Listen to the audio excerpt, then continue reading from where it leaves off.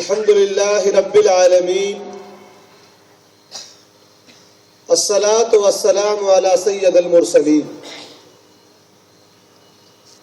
قال الله تعالى في القرآن المجيد إن الله وملائكته يصلون على النبي يا أيها الذين آمنوا صلوا عليه وسلموا تسليما اللهم صل على محمد وعلى آله وأصحابه وأولاده وأزواجه وذرياته وأهل بيته وأصحابه وأنصاره وأشيائه ومحبه وأمته وعلينا معهم أجمعين يا أرحم الراحمين. الحمدللہ مجھ سے قبل آپ نے جانشین شیخ دکن سے ایک بڑا ہی مدلل علمی خطاب سماعت فرمایا. جن لوگوں نے غور سے سنا کافی کچھ حاصل کیا، اور ان سے بھی پہلے پروفیسر عبدالحمید صاحب، ہم سب کے بڑے بزرگ، head of the department Urdu اور فارسی شعبہ گلبرگہ یونیورسٹی، انہوں نے جو تمہید باندھی اس کو بھی جن لوگوں نے سنا غور سے کچھ نہ کچھ ضرور حاصل کیا.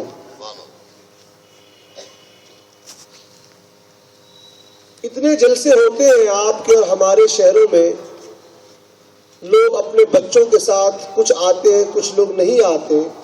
اگر ہر جلسے سے صرف ایک نکات آپ سماعت کریں، یاد کر لیں، تو الحمدللہ عقیدے میں پختگی آ جائے گی اور تصوف کی طرف مائل ہو جائیں گے.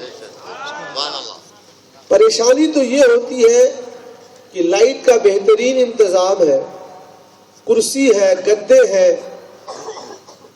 اس کے باوجود ہم جب اس جلسہ گاہ سے جاتے ہیں تو بھول جاتے ہیں کہ ہم کس لیے حاضر ہوئے تھے اور کیا لے کر جا رہے ہیں.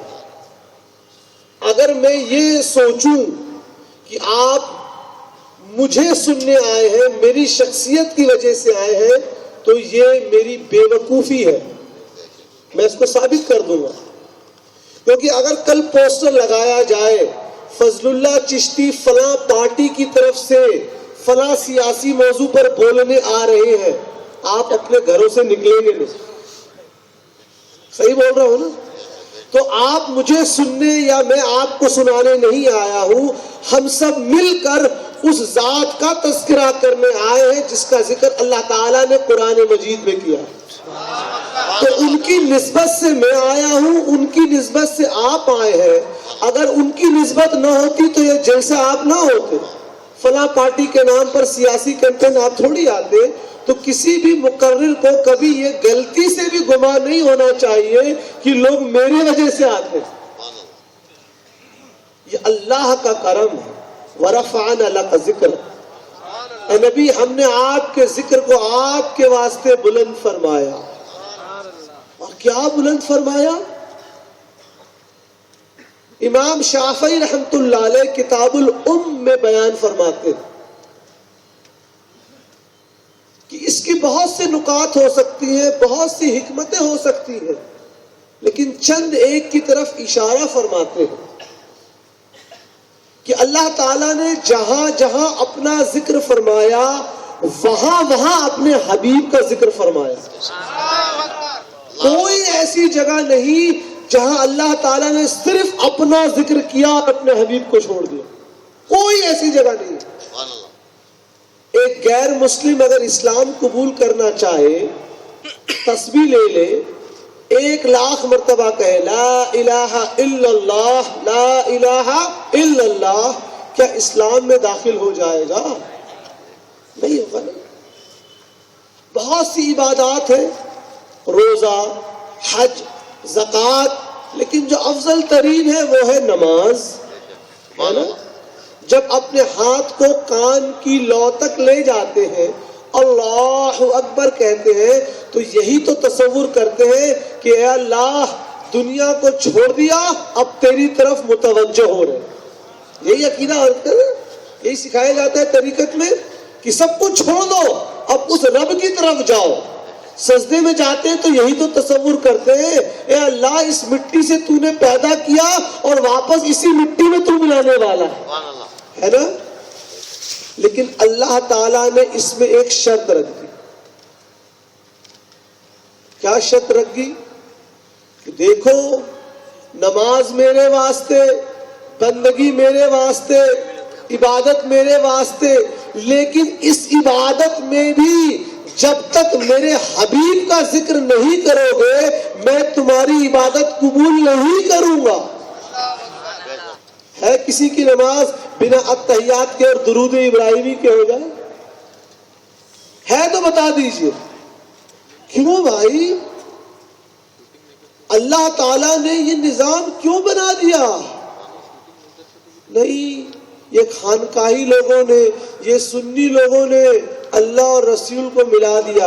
ارے عقل کے دشمن، جب اللہ تعالیٰ ہی نے اپنے حبیب کو اپنے سے جدا نہیں کیا تو ہم کیا جدا کر سکتے ہیں اور ہم کیا ملا سکتے ہیں؟ اس کو جان لیں اور سمجھ لیں. ٹھنڈی کا دن ہے، مین پوائنٹ 1.25 سے 1.5 گھنٹے کی گفتگو رہے گی، سن لیں، لکھ لیں، لیکن انشاءاللہ پوری کوشش رہے گی جو بتاؤں صاف لفظوں میں آپ کو سمجھ میں آئے اور عمل بھی ہو سکے انشاءاللہ تبارک و رحمان. آپ حضرات جو پیچھے کھڑے ہیں ان سے گزارش ہے کہ الحمدللہ کرسیوں کا انتظام ہے، گزارش بس یہ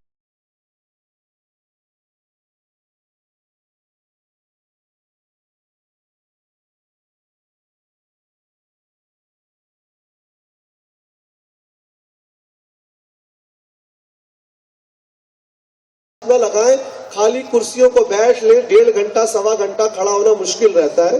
11 بجے میں نے گفتگو شروع کی ہے تو بیٹھ لیں، ایک بار درود شریف پڑھ لیں. رضی اللہ عنہ سیدنا محمد صلی اللہ علیہ وسلم. ڈاکٹر صاحب نے اشارتاً ایک بات بتائی کہ اس موضوع کی ضرورت کیوں پڑی. جلسے تو بہت ہوتے ہیں.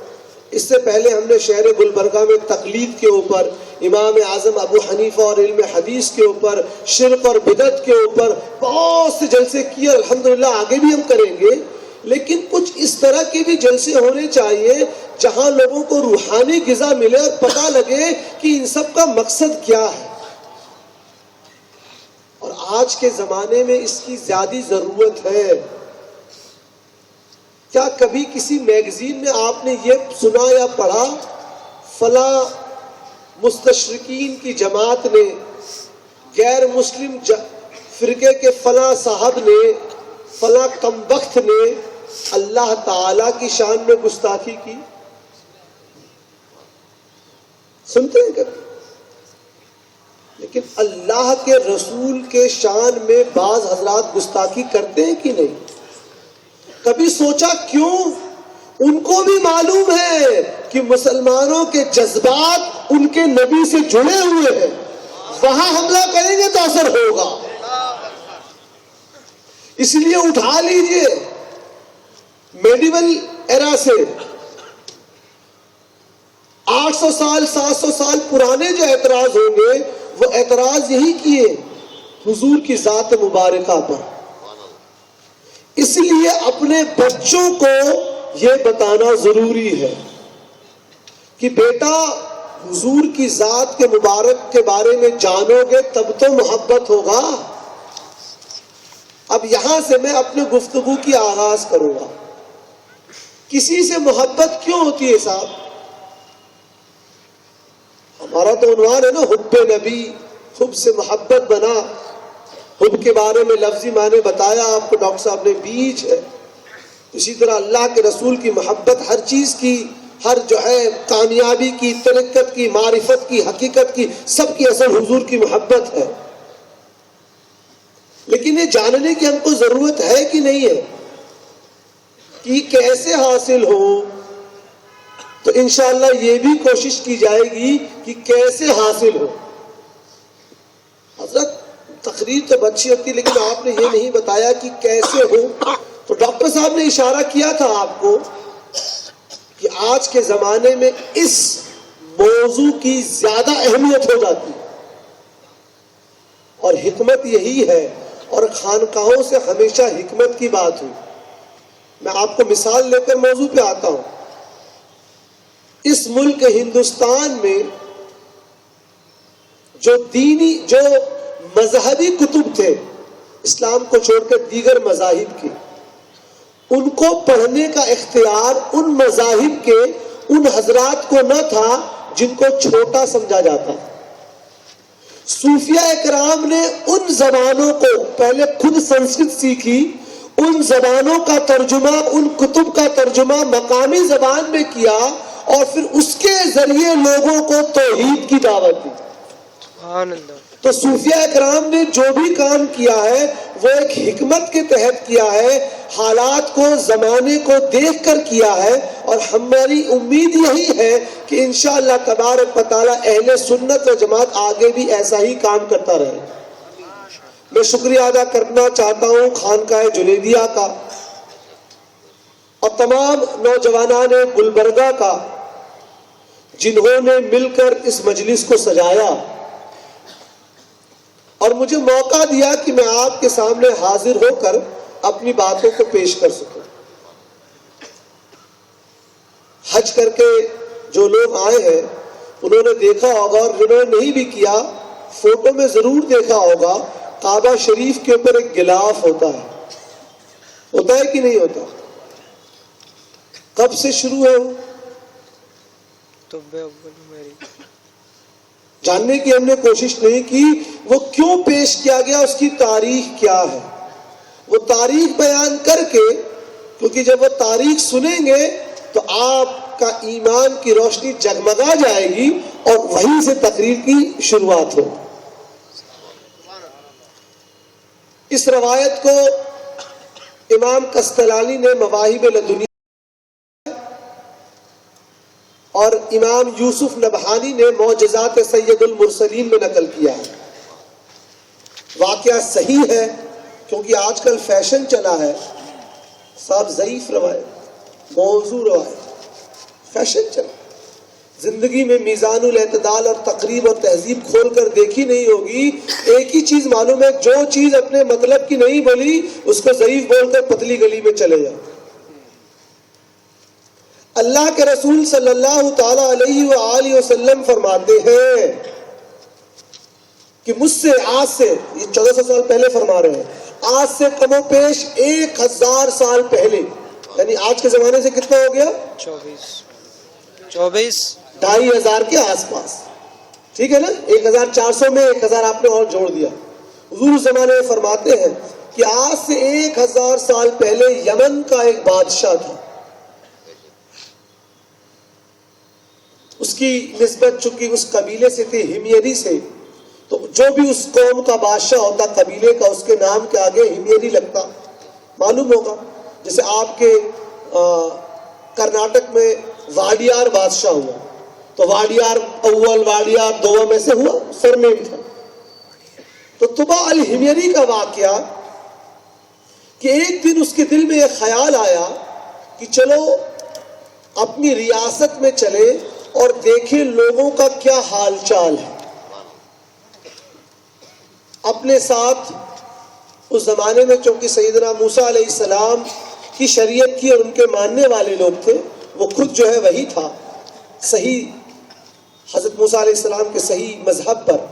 اپنے ساتھ علماء کا ایک قافلہ لیا، فوج لی، گھڑ سوار لیے، ہاتھی لیا، کچھ سوار پیدل سینک لیے، فوج لی، اور لمبے سفر پہ گیا یہ دیکھنے کہ میری رعایا میں، میرے راج میں کیا کہاں لوگ ہیں۔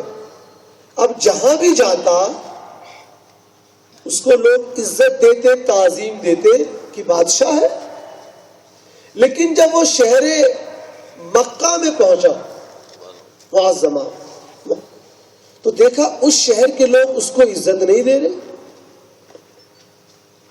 بڑا پریشان۔ تو اپنے ساتھ علماء کا قافلہ بھی لے کے چل رہا تھا، جو سب سے ذہین عالم تھا اس کو بلایا، پوچھا ہر شہر کے لوگ مجھے عزت دیتے ہیں، اس شہر کے لوگ مجھے عزت کیوں نہیں دے رہے؟ اس عالم دین نے عرض کیا، اے بادشاہ، اس شہر کے لوگ خود اپنے آپ کو معزز سمجھتے ہیں، وہ سوچتے ہیں سب سے امپورٹنٹ تو ہم ہیں، سب سے اہم تو ہم ہیں، کیونکہ ہم اس شہر میں ہیں جہاں بیت اللہ ہے، تو ہم دوسروں کو عزت کیوں دیں؟ بادشاہ نے سوچا، اچھا اس کعبہ شریف کی وجہ سے مجھے عزت نہیں مل رہی، اسی کو اگر میں گرا دوں، شہید کر دوں تو مجھے لوگ عزت دینے لگے۔ یہ سوچا، اور اس کا سوچنا تھا کہ اس کے ناک سے خون، کان سے خون، آنکھ سے خون آنے لگے۔ بڑا پریشان، کوئی کہانی نہیں، صحیح حدیث بتا رہا ہوں، امام حاکم نے مستدرک میں بھی نقل کیا۔ اس کے ساتھ چونکہ حکیم بھی چل رہے تھے، بادشاہ چلتا ہے تو بھائی ساتھ سے، تو ایک جو حکیم تھا سب سے سینئر، وہ آیا، پورا علاج کیا، کہا میں نے آج تک اس طرح کی بیماری کو دیکھا نہیں، یہ عجیب و غریب بیماری ہے، اس کا علاج ممکن نہیں۔ جو عالم دین وہ ذہین تھا، کہا بادشاہ میرے ساتھ ذرا آپ اندر چاہیے، اندر کمرے میں لے کر گیا، پوچھا سچ بتائیے کیا آپ نے کوئی برا ارادہ کیا تھا؟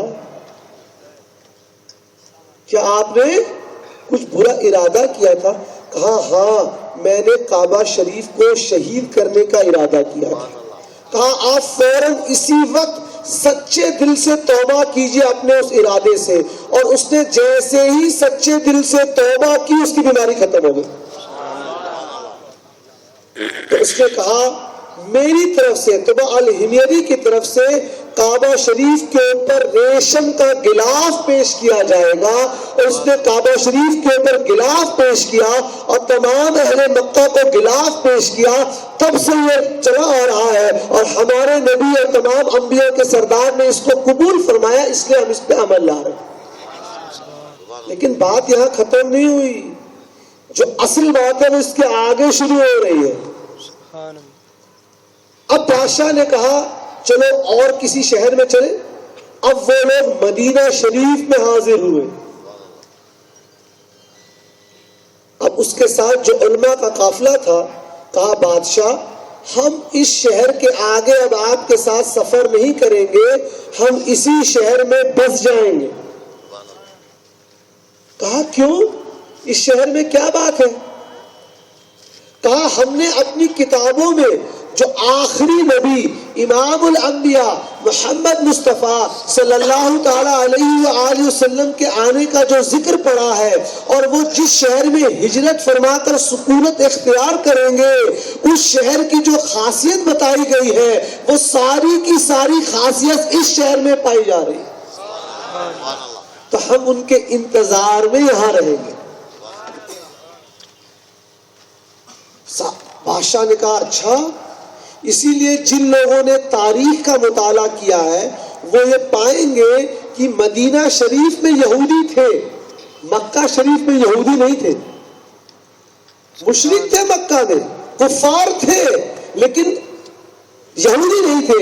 یہودی کس شہر میں ہم کو تاریخ میں ملتے ہیں؟ مدینہ شریف میں۔ یہ وہی لوگ تھے۔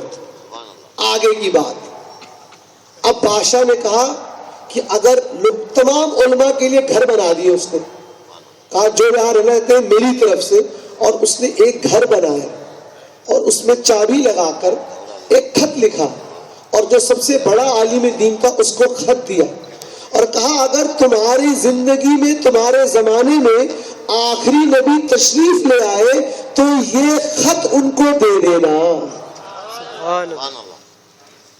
خط کو باندھ کر دیا، کیا لکھا تھا کسی کو معلوم نہیں، اور یہ گھر بھی ان کی خدمت میں پیش کرنا کہ طبع الحمیری کی طرف سے نبی آخری زمان کی خدمت میں ہے۔ اب وہ جو سب سے سینئر موسٹ عالم دین تھا، اس نے اس کو رکھ لیا اور زندگی وہیں بتانے لگا۔ اب اس کی عمر ہو گئی، آخری وقت تھا، اپنے بیٹے کو بلایا، کہا بیٹا میری زندگی میں تو نبی آخر الزمان تشریف نہ لائے، مبعوث نہ ہوئے، ہو سکتا ہے تمہاری زندگی میں آئے، تو یہ گھر کی چابی اور یہ بادشاہ کی طرف سے خط تم رکھ لو، اگر تمہاری زندگی میں حضور مبعوث ہو جائیں تو ان کو دے دینا۔ اب وہ بچے کی بھی عمر ہوتی گئی، اس کے عمر میں بھی، اس کی زندگی میں بھی حضور مبعوث نہ ہوئے، اس نے اپنے بیٹے کو، اور اسی طرح 1000 سال بیت گئے، اور اللہ کے رسول صلی اللہ تعالی علیہ وآلہ وسلم مدینہ شریف میں مبعوث ہوئے۔ یاد رکھیے قرآن شریف میں ولد لفظ نہیں ہے عروس کے لیے، کیا لفظ ہے؟ مبعوث لفظ کا صیغہ استعمال ہوا ہے، ولد نہیں ہوا ہے۔ اور مبعوث کا مطلب کیا ہوتا ہے؟ ایک جگہ سے دوسری جگہ تشریف لانا۔ تو پتہ لگا اس دنیا میں تشریف لانے سے پہلے حضور کہیں موجود تھے، اور حضور نے خود فرمایا ترمذی شریف کی حسن حدیث میں اس وقت بھی نبی تھا جب آدم جسم اور روح کے بیچ میں تھے۔ اس لیے حضور مبعوث ہوئے، تشریف لائے، اس کے بعد ہجرت فرما کر کس شہر میں تشریف لے گئے؟ مدینہ منورہ۔ اب یہیں سے پوری واقعے کی شروعات اور تقریر کی شروعات۔ جب حضور مدینہ شریف کے لیے سفر فرما رہے ہیں، راستے میں ایک جگہ قیام کیا، مسجد بنائی، ٹھیک ہے نا؟ جو مدینہ شریف میں، اور حضور سے پہلے بہت سے صحابہ اکرام مدینہ شریف ہجرت فرما چکے تھے، کچھ ابیسینیا جا چکے تھے افریقہ میں، وہاں پہ لوگ اب خوش ہیں، کیا 1000 سال سے سکر دادا نکر دادا جس کا انتظار کرتے آئے، وہ ذات گرامی، وہ خاتم النبی، اب تشریف لانے والے سب خوش ہیں۔ اب وہاں سے اسی عالم دین کی اولاد سے، جو اب عالم تھا، اس نے اپنے ایک ریپریزنٹیٹیو کو، سفیر کو، ایمبیسڈر کو وہ خط دیا اور کمرے کی چابی دی اور کہا جاؤ حضور فلاں مقام پر تشریف فرمائے، ان کو پیش کر دو۔ اب جب یہ شخص خط لے کر حاضر ہوتا ہے، حضور کی اس کی پہلی ملاقات اس شخص کی نہ ہوئی، حضور نے اس کو نام لے کر پکارا، اے فلاں لاؤ خط دو، طبا الحمیری نے میرے لیے کیا لکھا ہے؟ اور جب وہ خط پڑھا گیا تو کیا تھا؟ طبا الحمیری کا یہ خط نبی آخر الزمان کی خدمت میں، اور آپ سے گزارش ہے کہ آپ قیامت کے دن میری شفاعت کرا دیں۔ اس کے بعد حضور اونٹنی شریف پر جلوہ فروز ہوئے، مدینہ شریف میں داخل ہوئے۔ اب یہاں پر بتائیے وہ اونٹنی کس کے گھر کے سامنے بیٹھی؟ ابو سعید حضرت ایوب انصاری رضی اللہ عنہ۔ کیوں؟ دوسرے لوگ بھی تو تھے نا، انہی کے گھر کے آگے کیوں بیٹھی؟ کیونکہ حضرت ایوب انصاری اسی عالم دین کی اولادوں میں تھے اور اسی گھر میں رہ رہے تھے جو حضور کے لیے دیا گیا تھا۔ تو جس اونٹنی پر حضور تشریف فرما، اس کے علم غیب کا جب یہ عالم ہے تو حضور کے غیب کا عالم کیا؟ نعرہ تکبیر، نعرہ رسالت، نعرہ رسالت، علماء اہل سنت، علامہ سید فضل اللہ چشتی۔ یہ جاننا ضروری اس لیے ہے کہ آج کچھ 2 پاؤں پر چلنے والے جانور آ گئے ہیں جو کہتے ہیں حضور ہم جیسے تھے، اور میں جو ان کو جانور سے بدتر کہہ رہا ہوں یہ حدیث شریف کے روشنی میں کہہ رہا ہوں صاحب، میں اس کی بھی دلیل دوں گا۔ حضور اکرم صلی اللہ تعالی علیہ وآلہ وسلم باغیچے سے گزر رہے ہیں، دیکھا ایک اونٹنی بندھی ہوئی ہے، اس کے مالک نے اس پر بڑا ظلم کیا، کھانا وقت پہ نہیں دیا، پانی نہیں دیا، بوجھ بھی بہت ڈالا۔ حضور نے اونٹنی سے پوچھا، اونٹنی نے اپنا سارا غم حضور کو بتا دیا۔ تب اللہ کے رسول علیہ الصلوۃ والتسلیم نے فرمایا، اے لوگوں، اللہ تعالیٰ نے جانوروں کو پیدا کیا ہے، تم ان کا استعمال کرو، اللہ تعالیٰ نے تمہارے لیے پیدا کیا ہے، لیکن ان کے کچھ حقوق ہیں ان کو بھی ادا کیا کرو۔ اب ایک سوال، وہ اونٹنی نے سرکار ہی سے شکایت کیوں کی؟ حضرت ابو بکر صدیق بھی اس باغیچے میں جاتے ان سے کر سکتی تھی، حضرت عمر فاروق سے بھی کر سکتی تھی کہ نہیں، حضرت عثمان غنی سے بھی کر سکتی تھی کہ نہیں رضی اللہ اجمعین، لیکن نہیں، اس اونٹنی کو معلوم تھا آقا کون ہے، غلام کون ہے، اس کو معلوم تھا کہ یہ آقا ہے۔ لیکن آج کچھ دو پاؤں پہ چلنے والے کہتے ہیں آقا اور غلام برابر، اسی لیے ہم کہتے ہیں وہ لوگ جانور سے بدتر ہیں کہ جانور کو شعور ہے آقا کون غلام کون۔ یہ جان لینا ضروری ہے، جو بھی بات کہی جاتی ہے اس کے پیچھے دلیل ہوتی ہے، اگر آپ کا مطالعہ نہیں تو یہ آپ کی کم مطالعے کی دلیل ہے۔ الحمدللہ اہل سنت و جماعت 1400 سال سے حق پر تھا، آج بھی حق میں، قیامت تک حق پہ رہے گا۔ آپ نے اطاعت کے بارے میں سنا، اتباع کے بارے میں سنا، میں ایک ایسا نقطہ پیش کروں گا، میں نے مولانا فخر الدین صاحب کو بتایا تھا کہ بھائی حب نبی کے اوپر اگر بات کرنی ہے تو ہم ایک آیت کریمہ کا تلاوت کر دیں، ایک حدیث شریف پر کی تلاوت کر کے گفتگو کر لیں، بات ختم ہو جائے گی، لیکن مزہ نہیں آئے گا۔ مزہ تو تب آئے گا جب ہم چیزوں کو کھول کھول کر بتائیں گے کہ اگر اتباع ہی محبت ہے تو آج تو بہت سارے لوگ اتباع کرتے ہیں، محبت کا دعویٰ کرتے ہیں، لیکن ہم کو معلوم ہے محبت نہیں کرتے۔ اگر اتباع محبت ہے تو اس حدیث شریف کا کیا کریں گے جس کو امام احمد نے اپنی مسند میں فرمایا، اللہ کے رسول صلی اللہ تعالی علیہ وسلم نے فرمایا ان اکثر منافقی امتی قراء، میری امت میں زیادہ تر جو منافق ہوں گے وہ قرآن شریف کی قرأت کرنے والے قاری ہوں گے۔ بھائی اطاعت ہو رہی ہے کہ نہیں مولانا؟ قرآن کی تلاوت ہو رہی ہے کہ نہیں؟ تو حضور نے فرما دیا نہیں، اگر صرف اتباع سے ہی عشق اور محبت کا پتہ لگ جاتا تو اس حدیث کا کیا کریں گے جس کو امام ترمذی نقل فرماتے ہیں؟ حضور نے فرمایا قیامت کے قریب کچھ ایسے لوگ آئیں گے جن کی نمازوں کو دیکھ کر تم کو اپنی نمازیں کم لگے گی، ہے نا؟ وہ قرآن ایسی پڑھیں گے، اتنی قرأت کریں گے تم کو اپنی قرأت کم لگے گی، روزے اتنے رکھیں گے تم کو تمہارے روزے کم رکھیں گے۔ حضور نے کیا فرمایا آگے؟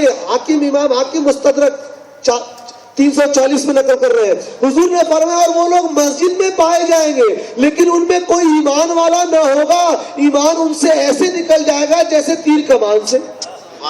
اب کیا کریں صاحب؟ اگر اتباع سے ہی ایمان کا محبت کا پتہ لگا تو یہاں تو حضور نے کچھ اور بات بتا دی۔ اب کیا کریں گے؟ ان کنتم تحبون اللہ فاتبعونی یحببکم اللہ، سبحان اللہ۔ تو پتہ لگا یہاں جس اتباع کی بات ہے وہ صرف بدنی اتباع کی بات نہیں ہو رہی، دل کا میلان ہونا ضروری ہے۔ صحیح ہے نا؟ ٹھیک ہے بھائی، اتباع کیسی اتباع کی جائے؟ اگر اتباع کی جائے تو کیسی اتباع کی جائے؟ امام حیثمی مجمع الزوائد میں نقل فرماتے ہیں کہ اللہ کے رسول صلی اللہ تعالی علیہ وسلم مسجد میں خطبہ فرما رہے تھے اور فرمایا بیٹھ جاؤ۔ ایک صحابی جو مسجد میں داخل ہونے والے تھے بالکل دروازے پر تھے، وہیں بیٹھ گئے۔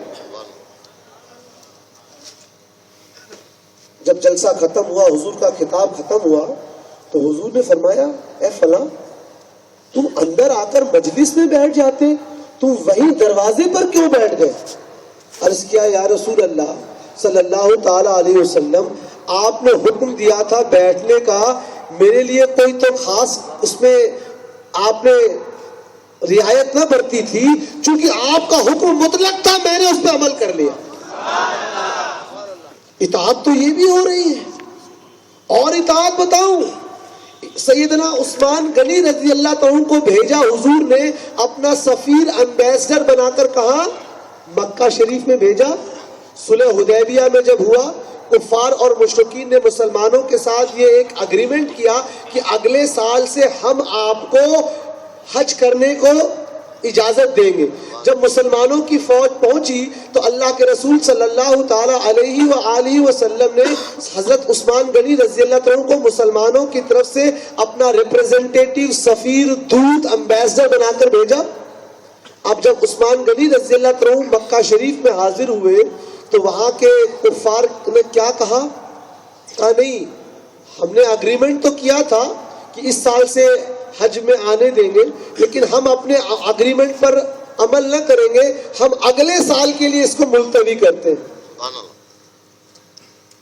لیکن اے عثمان، چونکہ تم مکہ شریف میں داخل ہو گئے ہو، نبی اکرم صلی اللہ تعالی علیہ وآلہ وسلم صحابہ کے ساتھ ایک جگہ قیام فرما ہے، وہ لوگ مکہ شریف میں داخل نہیں ہوئے، لیکن اے عثمان چونکہ تم داخل ہو گئے ہو تو طواف کر لو۔ صحیح ہے نا؟ عبادت اللہ کی عبادت ہے کہ نہیں؟ دیکھنا بھی ثواب کعبہ شریف کو، طواف کرنے کا کتنا اونچا مقام۔ اے عثمان تم تو آ گئے ہو، تمہارے ساتھی نہ آ پائے، امام الانبیاء علیہ الصلوۃ والتسلیم نہ تشریف لا پائے، لیکن تم آ گئے ہو تو اللہ کی عبادت کرتے جاؤ۔ عثمان غنی رضی اللہ عنہ نے کیا کہا؟ نہیں، اللہ کے رسول نے اس کی اجازت نہیں دی تھی، صرف سفیر بنا کر بھیجا ہے، عبادت کرنے کی اجازت نہیں ملی تو نہیں کروں گا۔ اب کیا کریں صاحب؟ ہم لوگ اللہ والے، آؤ ہمارے ساتھ، خانقاہوں کو گالی دو، بزرگوں کو گالی دو، ہم سے جڑ جاؤ، کیا سکھا رہے ہو تم؟ سیدنا عثمان غنی سے اونچا مقام ہو گیا۔ آئیے دوسرا حوالہ، ہم نہیں نکل کر رہے، کوئی چھوٹے موٹے امام نہیں، امام جعفر طحاوی رحمت اللہ علیہ 310 ہجری شرح مانی الآثار میں جید سند سے نقل فرماتے ہیں۔ یہ بتا دینا ضروری ہے، پھر بات آ گئی اسی کی جس کے ذکر کے بنا کوئی تقریر ہوتی نہیں، ابن تیمیہ۔ کیونکہ اس حدیث کو ابن تیمیہ نے ضعیف کہا، اس لیے میں نے شروع میں بتا دیا کہ ان کے اماموں کے امام جعفر طحاوی رحمت اللہ نے جید کہا۔ حضرت علی رضی اللہ عنہ کے جانوں پر اللہ کے رسول صلی اللہ تعالی علیہ وآلہ وسلم اپنا سر مبارک رکھ کے آرام فرما رہے ہیں اور عصر کی نماز کا وقت شروع ہو گیا۔ آؤ نماز سے جنت ملے گی، جو لوگ کہتے ہیں غور سے سنیں، ہم کہتے ہیں بالکل نماز سے جنت ملے گی، لیکن اس سے پہلے ایک شرط ہے، وہ شرط سن لے کیا ہے۔ نماز کا وقت شروع، حضرت علی بڑے پریشان کہ اگر اٹھتا ہوں تو اللہ کے حبیب کے آرام میں خلل۔ اور بخاری شریف کی حدیث کہ جب انبیاء علیہ السلام آرام فرماتے ہیں تو ان کی آنکھیں بند ہوتی ہیں، لیکن ان کا دل اللہ کی بارگاہ میں متوجہ ہوتا ہے۔ اب حضرت علی نے سوچا اگر اٹھتا ہوں تو اللہ کے حبیب کے آرام میں خلل، اور اگر نہیں اٹھتا ہوں تو اللہ کی عبادت قضا ہے نا صاحب، عبادت کی قضا ہے، گستاخی کی قضا نہیں ہے۔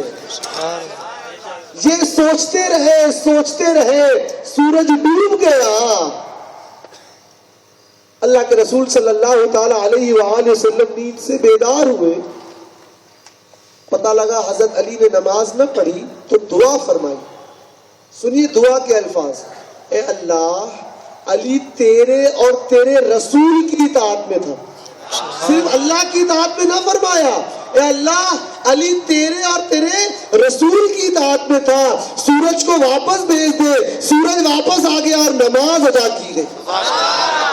اسی طرف امام احمد رضا خان فاضل بریلوی قادری برکاتی رحمت اللہ علیہ نے نقل کرتے ہوئے فرمایا سورج الٹے پاؤں چلا، اسی واقعے کی طرف اشارہ فرمایا۔ اب کیا کریں صاحب، جنت آپ کو نماز سے ملنی تھی تو پتہ لگ گیا نماز پڑھنے سے پہلے جو چیز ہے وہ ہے تعظیم نبی اور حب نبی۔ وہ نہیں تو نماز نہیں ہے، وہ نہیں تو سجدہ نہیں ہے کہ نہیں؟ منافقین کیا کرتے ہیں؟ اللہ کے رسول صلی اللہ تعالی علیہ وسلم نے فرمایا بخاری شریف کی حدیث. پوچھو مجھ سے کیا پوچھنا چاہتے ہو. کائنات کی شروعات سے لے کے یوم آخر تک جو کچھ ہونے والا ہے پوچھو. اور کیجئے صحابہ اکرام جب حضرت جبرائیل علیہ السلام حاضر ہوئے اور سوال کیا موت کا قیامت کب آئے گی, ہے نا حدیث شریف میں, تو حضور نے کیا فرمایا تھا؟ پوچھنے والے سے زیادہ بتانے والے کو معلوم نہیں. نفی کا انکار نہ کیا تھا, نہیں کیا تھا. اگر صحابہ چاہتے تو جب حضور نے ان کو یہ اجازت دی کہ پوچھو کیا بھی پوچھ لو, یہ پوچھ سکتے تھے کہ نہیں قیامت کب آئے گی. لیکن کسی صحابی نے نہیں پوچھا. کیوں؟ باقی حدیثیں ہیں نا, یا رسول اللہ قیامت کب آئے گی, تو رسول اللہ نے فرمایا تم نے کیا اس کے لیے تیاری کی ہے. لیکن اس موقع پر کسی بھی صحابی نے سوال کیوں نہ کیا؟ تو ایک شخص کھڑا ہوا, پہلے ایک صحابی کھڑے ہوئے, یا رسول اللہ میرا باپ کون, یا رسول اللہ میرا باپ کون. انہوں نے سوال کیوں کیا؟ کیونکہ ان کی والدہ کی طرف کچھ لوگ اعتراض کرتے کہ تمہاری والدہ نے غلط کام کیا ہے, تم فلاں نہیں فلاں کے بیٹے ہو. اب آپ بتائیے ایک بچے کا باپ کون ہے, یہ صرف اس کی ماں جانتی ہے یا اللہ تعالیٰ جانتا ہے؟ صحیح ہے نا. صحابہ کا یہ پوچھنا کہ یا رسول اللہ میرا باپ کون, اس بات کی دلیل ہے کہ صحابہ کا عقیدہ تھا کہ حضور کو غیب کا علم ہے. سبحان اللہ. ورنہ سوال ہی نہ کرتے. حضور نے فرمایا تمہارا باپ فلاں. ایک منافق بھی بیٹھا تھا اس میں سے. اچھا بخاری شریف کی حدیث ہے. انہوں نے دعویٰ کیا ہے کہ پوچھو کیا پوچھنا چاہتے ہو. میں تو ان کو دل سے مانتا نہیں ہوں, آزماتا ہوں. پوچھا میں کہاں جاؤں گا, جہنم میں کہ جنت میں؟ سب کے سامنے کیا بن کے بیٹھا تھا؟ مسلمان. لیکن حضور سے کچھ چھپا نہیں ہے. فرمایا تم جہنمی ہو. بخاری کی حدیث. تو پتہ یہ لگ گیا حضور سے محبت کا تعلق دل سے ہے, صرف جسم سے نہیں ہے. آپ کے عقیدے سے ہے. جسم سے نماز پڑھ رہے ہیں اور سوچ رہے ہیں ہم جیسے تھے, جسم سے نماز پڑھ رہے ہیں سوچ رہے ہیں ان کو علم نہ تھا, تو یہ محبت نہیں ہے, منافقت ہے. محبت کے لیے دل کے ساتھ, جسم کے ساتھ, روح کے ساتھ حضور سے محبت اور اتباع کرنی. اور یہ محبت کرنا کوئی ایسا نہیں ہے کہ صوفیہ اکرام نے یا علماء اہل سنت نے اپنے مرضی سے یہ قانون بنایا.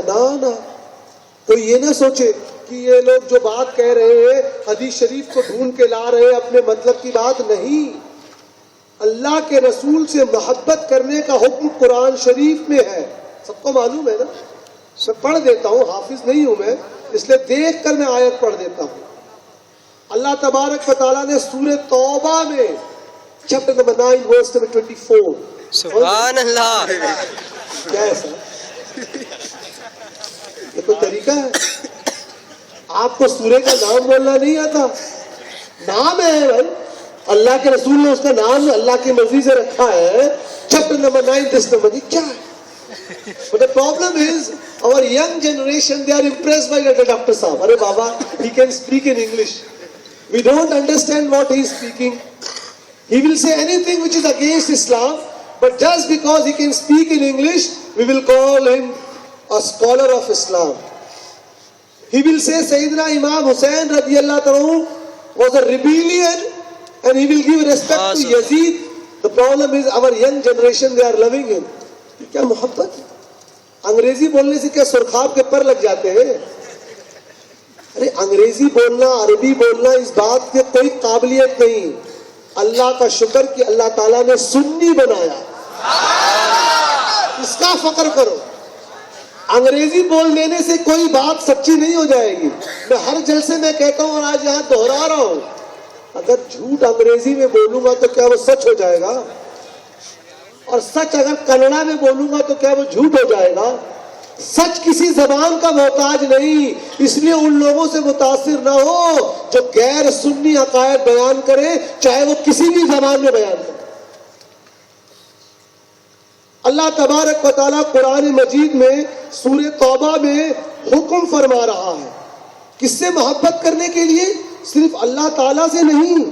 غور کیجئے، اللہ تعالیٰ حکم دے رہا ہے کہ اے لوگوں، تم کو صرف مجھ سے محبت نہیں کرنی ہے، تم کو میرے رسول سے بھی محبت کرنی ہے. قل ان كان آباؤكم وابناؤكم واخوانكم وازواجكم وعشيرتكم واموال افترفتموها وتجارة تخشون كسادها ومساكين ترضونها احب اليكم من الله ورسوله وجهاد في سبيله فتربصوا حتى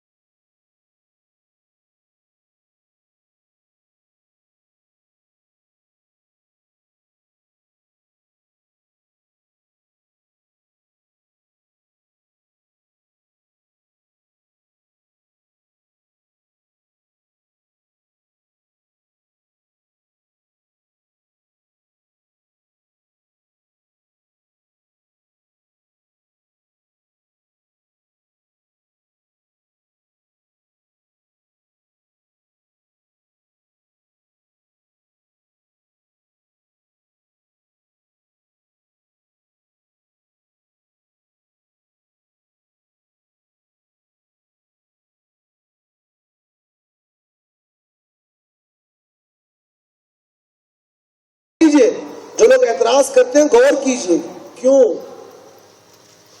اتباع ہم نے دیکھ لی، نہیں اطاعت دیکھی، ابھی تو اتباع کی طرف آئیں گے ہم. اطاعت دیکھی.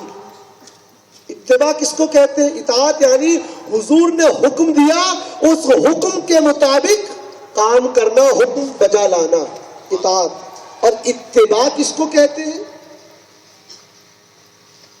اس کی مثال ڈاکٹر صاحب نے دی.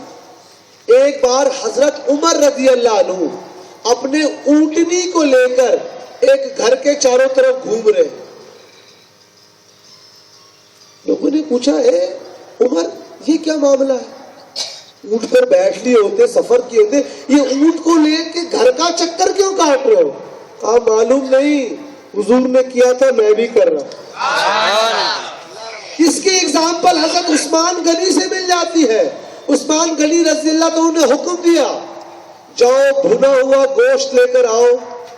صحابہ اکرام بھنا ہوا گوشت لے کر آئے، گوشت لے کر گئے. مسجد میں دروازے جو تھا نا دروازہ، اس پہ بیٹھ گئے، گوشت کھایا، جا کر نماز پڑھی.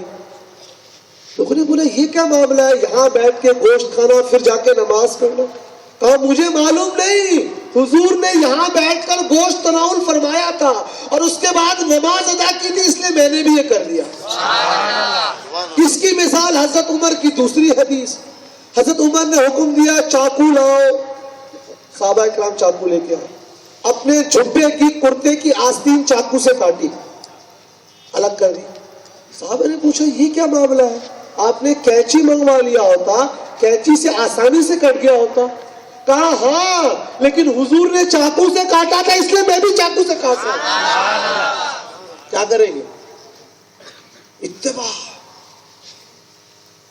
آج بدعت عمری کہتے ہیں لوگ تراویح 20 رکعت کو، معلوم کی نہیں؟ بدعت ہو گئی ہے، بہت بدعت ہو گئی ہے. کل بدعت ضلالہ کل ضلالۃ فی النار. کچھ حضرات بڑے خوش ہوئے ہوں گے، تو ہماری والی حدیث ارے اللہ کے بندو، ہم بھی ایک سوال کریں، وہ جو مکہ شریف اور مدینہ شریف میں تہجد کی اذان ہوتی ہے اس کے بارے میں کیا کہتے ہیں؟ معلوم ہے آپ لوگوں کو؟ تہجد کی اذان کی ایک بھی حدیث نہیں ہے، ایک بھی. لیکن آج مکہ معظمہ میں، مدینہ منورہ میں تہجد کی اذان ہوتی ہے. ہم بولے بھائی یہ لو سفید پیپر، اپنے سب سے بڑے والے مولوی صاحب سے اس کی دلیل لکھوا کے لے آؤ. مرغا انڈا دے دے گا، بیل دودھ دے دے گا، یہ دلیل نہیں لا پائیں گے. وہاں پر بدعت یاد نہیں آتی ہے. ارے لیجیے اپنے مولوی صاحب سے بولیے حضرت حدیث لکھ کے دے دو. اگر لکھیں گے کہ یہ بدعت ہے، اگلے مہینے سے جو وہاں سے مال آتا ہے آنا بند ہو جائے گا. میں بدعت کے موضوع پہ تقریر کرنے نہیں آیا ہوں، لیکن چونکہ میلاد النبی کا بابرکت مہینہ ہے، اس میں کچھ اعتراضات کے جواب بھی دیتا چلوں گا.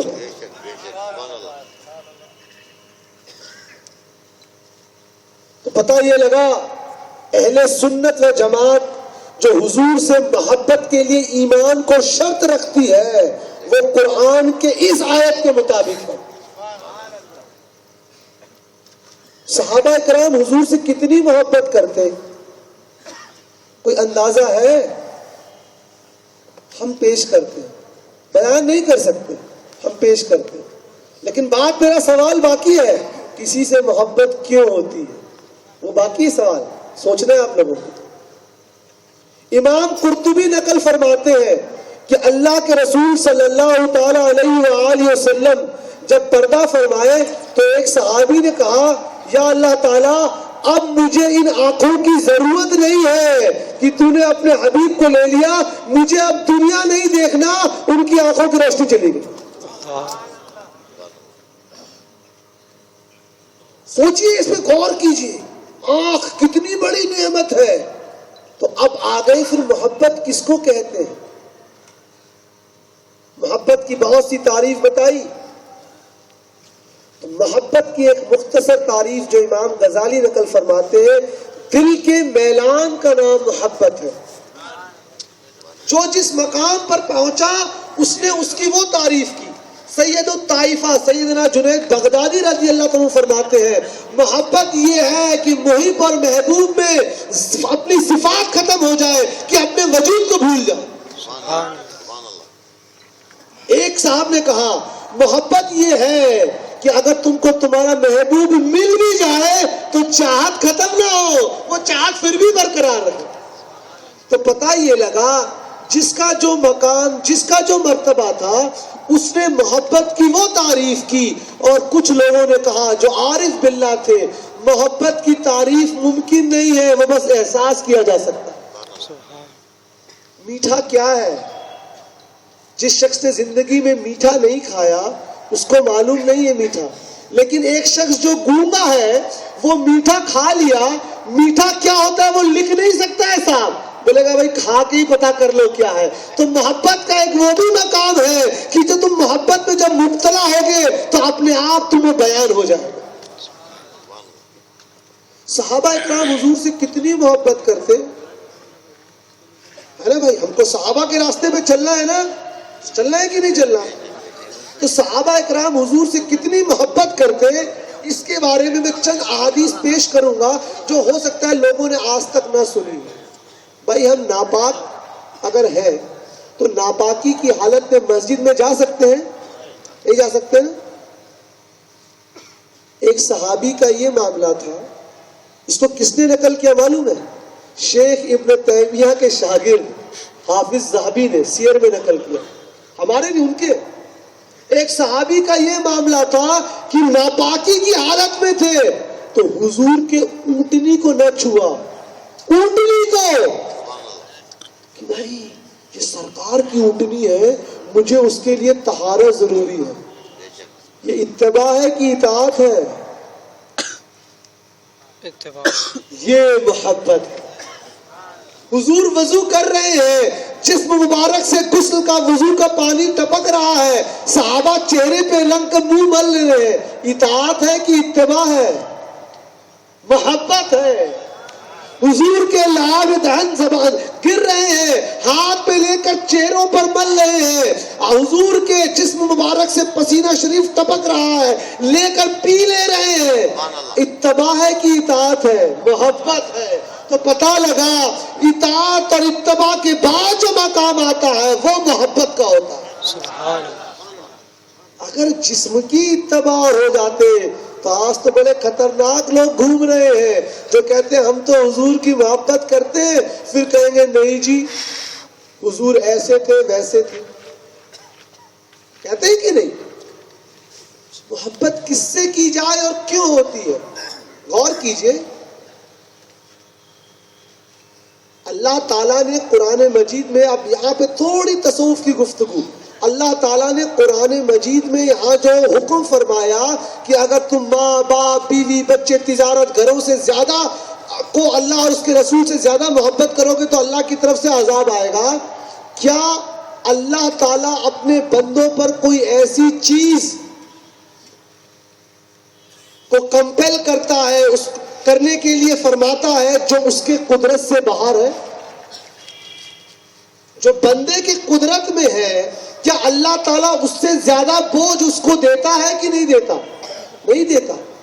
اللہ تعالیٰ کسی بھی نفس پر اس نفس سے زیادہ اس کے اوپر حکم نہیں فرماتا، تو پتہ یہ لگ گیا ہر نفس میں یہ بنیادی طور پر یہ صلاحیت ہے کہ حضور کی محبت کرے اور اس مقام پر پہنچے، اگر نہ ہوتی تو اللہ تعالیٰ یہ حکم نہ دیتا۔ سبحان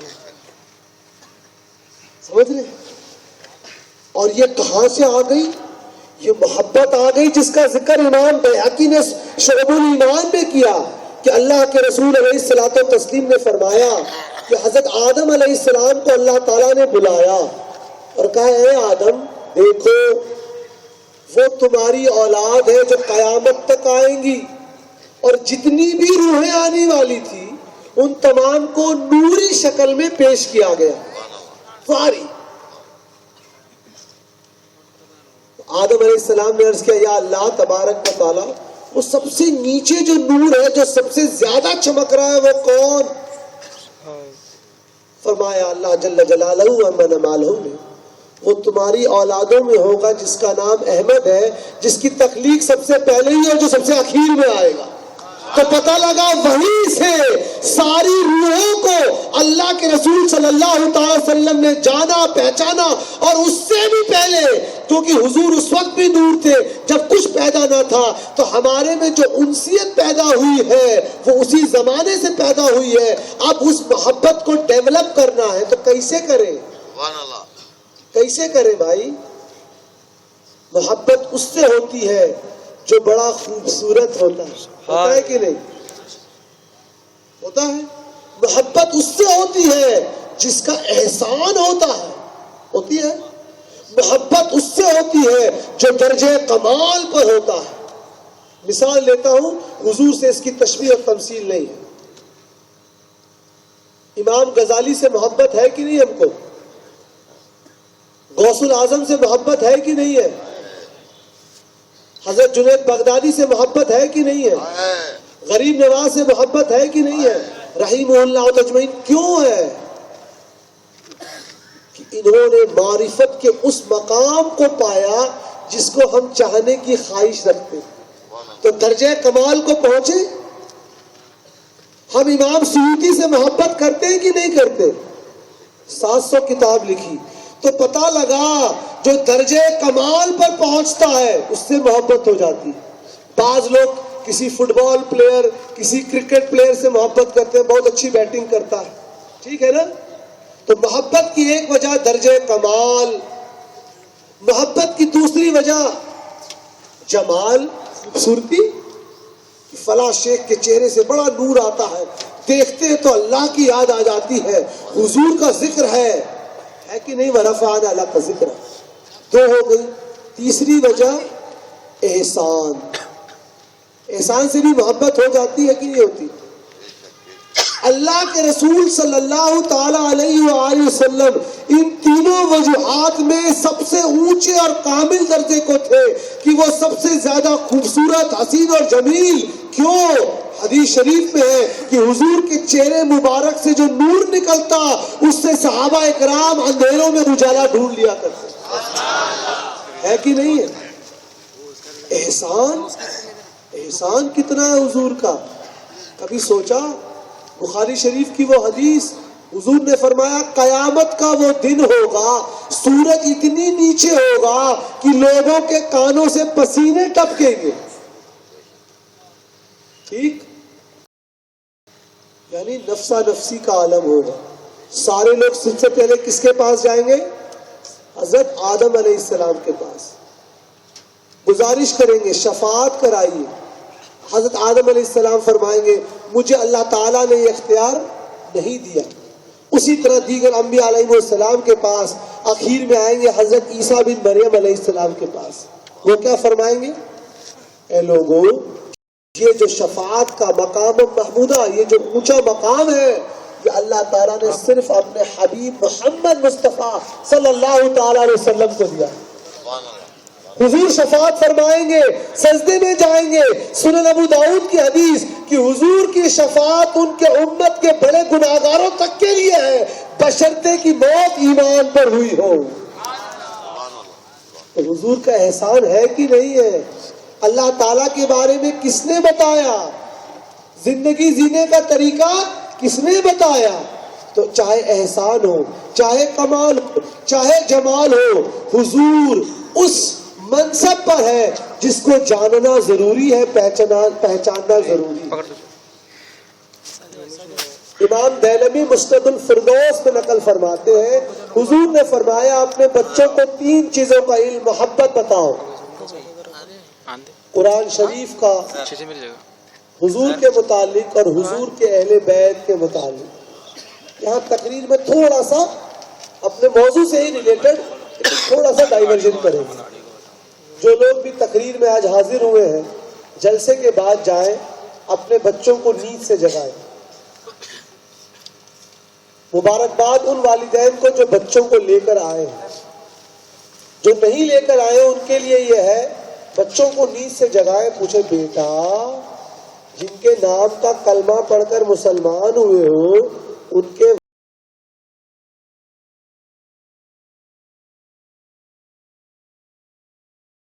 جواب نہ ملے تو سوال نمبر 2، بیٹا وضو کرتے ہو؟ ہاں ابا 5 بار. وضو میں فرض کتنے؟ سوال نہ ملے، جواب نہ ملے سوال نمبر 3، بیٹا ہندوستان کی جنگ آزادی میں 1000 علماء کرام شہید ہوئے، 3 کا نام بتا. جواب نہ ملے سوال نمبر 4، بیٹا 1000 سے زیادہ مسلم سائنسداں ہوئے ہیں. اینک، گلاسز، چشمے کی ایجاد مسلمان نے کیا. بہت سے مسلم سائنسداں ہوئے ہیں، 3 سائنسداں کا نام بتا. جواب نہ ملے تو اب جو سوال کریے گا اس کا جواب ملے گا. کیا بیٹا پچھلے جمعہ کو کون سی فلم ریلیز ہوئی ہے؟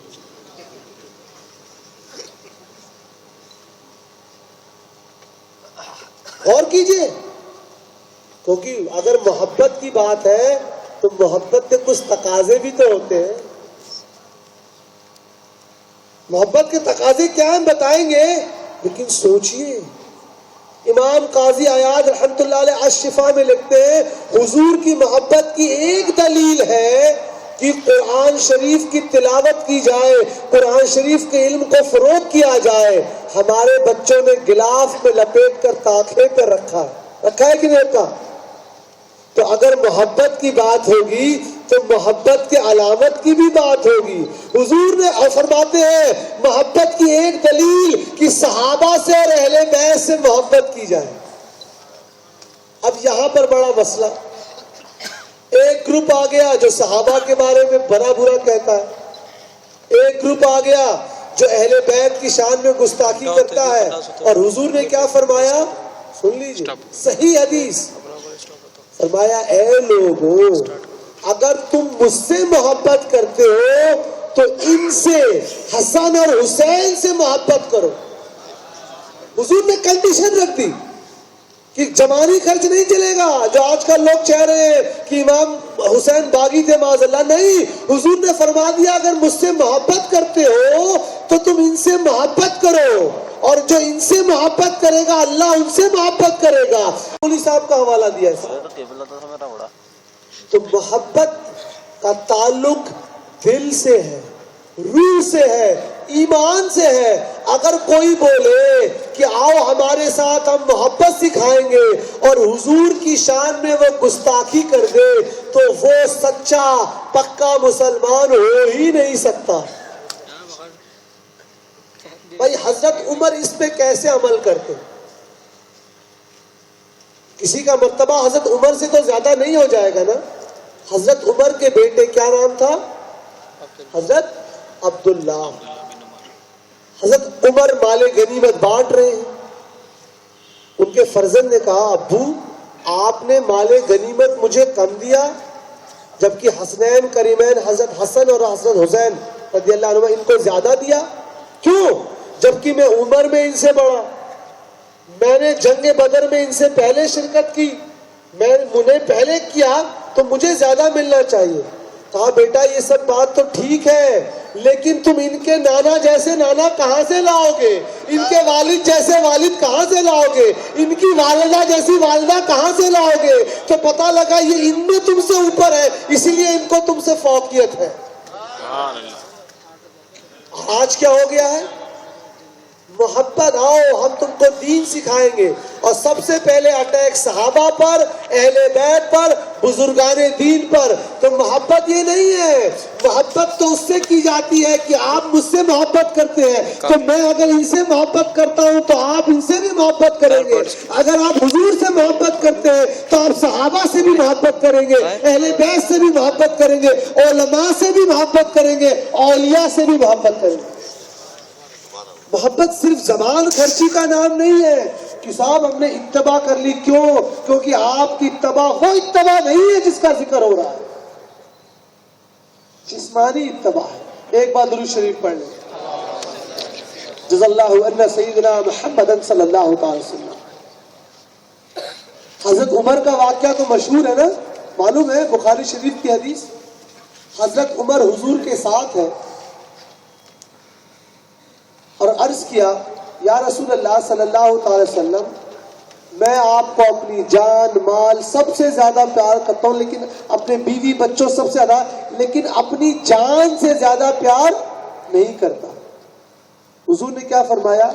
اے عمر تم ابھی تک کامل ایمان کے درجے پر نہیں پہنچے. بخاری شریف کی حدیث. حضور نے توجہ فرمائی. تھوڑے دیر بعد حضرت عمر عرض کرتے یا رسول اللہ اب میں آپ کو اپنی جان مال سب سے زیادہ پیار کرتا ہوں. حضور نے فرمایا اے عمر اب تم کامل ایمان کو پہنچے. یہاں میں ایک نقطے کی بات بتانا چاہتا ہوں، اس لیے حدیث شریف کو مخفف کر کے میں نے صرف نقطہ بیان کیا. حضور اکرم صلی اللہ تعالی وسلم سے جب حضرت عمر نے یہ عرض کیا کہ میں آپ کو اپنے بیوی بچے مال سب سے زیادہ محبت کرتا ہوں لیکن اپنی جان سے زیادہ نہیں، کیا جب حضرت عمر نے یہ بات کہی تب وہ نماز پڑھتے تھے کہ نہیں پڑھتے تھے؟ پڑھتے تھے کہ نہیں؟ قرات کرتے تھے کہ نہیں؟ جہاد میں جاتے تھے کہ نہیں؟ زکوٰۃ دیتے تھے کہ نہیں؟ غریبوں کی مدد کرتے تھے کہ نہیں؟ یہ سارے اعمال کرتے تھے. حضور نے فرمایا نا یہ تم اعمال کرتے ہو، حضور کو تو علم تھا لیکن تمہارا ایمان ابھی کامل نہیں. جیسے ہی کہا میں آپ کو اپنی جان سے زیادہ پیار کرتا ہوں، محبت کرتا ہوں، فرمایا اب تم کامل ایمان ہوئے. تو پتہ ہی لگا جو لوگ اپنی عبادت پر فخر کر رہے ہیں، غرور کر رہے ہیں، جان لیں آپ کا ایمان اس وقت کامل نہیں ہو سکتا جب تک عبادت کے ساتھ ساتھ حضور کو اپنی جان سے زیادہ پیار محبت نہ کرے. سبحان اللہ سبحان اللہ. کیونکہ حضرت عمر سے زیادہ آپ کی عبادت نہیں ہو سکتی. پھر اور کیا تقاضا ہے بھائی؟ یہ تو حضرت عمر کا واقعہ تھا. رسائل کشاریہ میں امام کشاری نقل فرماتے ہیں کہ جو حضور سے محبت کرتا ہے اس کو کیا مقام پتہ لگتا ہے. میں قرآن شریف کی آیت بعد میں بیان کروں گا، پہلے یہ واقعہ سن لیجئے. ایک بادشاہ انتقال کے بعد پوچھا گیا کیا حال ہے؟ کہا جنت میں، جنت کی کھڑکی کھول دی گئی ہے۔ کہا کیوں؟ کہا میں نے ایک بار اپنی فوج کو دیکھ کر بڑا خوش ہوا اور یہ ارادہ کیا کہ کاش میں حضور کے زمانے میں ہوتا تو اپنی فوج کو حضور کی غلامی میں دے دیتا۔ میں نے یہ ارادہ کیا تھا تو اللہ تعالیٰ نے اس ارادے کے بدلے میں مجھے جنت عطا کر دی۔ آپ کے دل میں کیا ہے مجھے نہ معلوم ہوگا، آپ کے ابا کو بھائی کو نہیں معلوم ہوگا، اللہ تبارک و تعالیٰ کو تو سارا ہی، اس سے کچھ نہیں چھپا۔ آج کیا ہو رہا ہے؟ آج حضور کی سیرت مبارکہ پر اعتراض ہو رہا ہے، اسلام پر اعتراض ہو رہا ہے، عورتوں کے حقوق نہیں ہے اسلام میں، جانوروں کے حقوق نہیں ہے اسلام میں، بچوں کے حقوق نہیں ہے، وغیرہ وغیرہ۔ قاضی عیاض فرماتے ہیں حضور کی محبت کی ایک علامت یہ ہے کہ شریعت کی پابندی ہو اور شریعت پر ہونے والے اعتراض کا جواب دیا جائے۔ ہمارے نوجوان سنی بچے کتنے نے اعتراض کا جواب دیا؟ بتائیے۔ ہم نے محبت کو محدود کر دیا ہے، جلوس نکال لیا محبت، نمازیں ہماری چھوٹتی ہیں، نعرہ لگا دیا محبت، والدین کی عظمت اور محبت ہم سے چھوٹ رہی ہے، تو محبت کا جو دعویٰ کرے اس کو دلیل پیش کرنی پڑے گی۔ آج انوائرمنٹل پروٹیکشن کی بات ہو رہی ہے کہ نہیں ہو رہی؟ ہو رہی ہے۔ پانی کی حفاظت کرو، پیڑ مت کاٹو۔ آج اس پہ سیمینار کیجئے، ہمارے منہاج صاحب بتائیں گے، وہاج صاحب، کہ اس پہ بڑے بڑے سیمینار ہو رہے ہیں۔ یہ تعلیم اسلام نے سب سے پہلے دی۔ حضور نے فرمایا جو پیڑ درخت لگائے گا اس درخت کی چھاؤں میں اگر کوئی بیٹھے، کوئی پھل کھائے، انسان یا جانور کو فائدہ پہنچے گا تو وہ درخت لگانے کا تم کو ثواب ملے گا۔ حضور نے فرمایا اگر تم دریا کے کنارے بھی بیٹھے ہو تو پانی کا اسراف ویسٹ مت کرو کہ پانی کا بھی اسراف ہوگا۔ تو انوائرمنٹل پروٹیکشن کس نے بتایا؟ اسلام نے۔ یہ میں کیوں دے رہا ہوں بتا دوں، بڑی نقطے کی بات۔ الگ الگ زمانے میں بڑے بڑے شاعر ہوئے، جب حسان بن ثابت رضی اللہ عنہ حضور کی شان میں اشعار پڑھتے تو حضور کے چہرے مبارک، جسم مبارک، ان سب کا ذکر کرتے۔ کیوں؟ کیونکہ حضور کا دیدار کرتے۔ ٹھیک ہے نا؟ اس کے بعد جب علامہ جامی جیسے لوگ آئے رحمت اللہ علیہ، تو وہ لوگ تو حضور کا دیدار نہ کر پائے، تو انہوں نے نسیمہ جانے رات پڑھنا شروع کر دیا کہ ہم اس راستے میں ہیں، ہماری ہوا ہمارا پیغام پہنچائے، کیونکہ حضور کو دیدار نہیں کر پا رہے۔ یعنی جس زمانے میں جس کی جو حالت ہوئی اس نے وہ بیان کیا۔ آج ہمارے پڑھے لکھے بچوں کے اوپر یہ ذمہ داری ہے کہ حضور کے اوپر اور شریعت کے اوپر جو اعتراض ہو رہا ہے اس کا جواب دے کہ دیکھو آپ 5 مذہب لے لیجئے، ہندو مذہب، عیسائی مذہب، جین مذہب، بودھ مذہب، سکھ مذہب، ان 5 مذہب میں عورت کو اپنی باپ کی پراپرٹی میں کوئی حصہ نہیں ہے، لیکن اسلام نے باپ کی پراپرٹی میں بیٹی کو حصہ دیا۔ ان 5 مذہب میں کہا گیا عورت برائی کی جڑ ہے، لیکن اسلام میں کہا گیا ماں کے پاؤں کے تلے جنت ہے۔ یعنی آج زمانہ ہے لوگوں کو عقلی دلیل دے کر حضور سے محبت پیدا کرائی جائے، کیونکہ ہم تو ایمان والے ہیں، ہم کو تو محبت ہے، لیکن جن لوگوں کے دل میں وہ محبت کا انجیکشن نہیں، ہر آدمی کا الگ الگ ہے۔ جو خانقاہی لوگ ہیں وہ تو محبت کرتے ہیں، جو علماء لوگ ہیں وہ تو محبت کرتے ہیں، لیکن ایک صاحب آپ کو ہوتے ہیں I am very modern, I am very modern.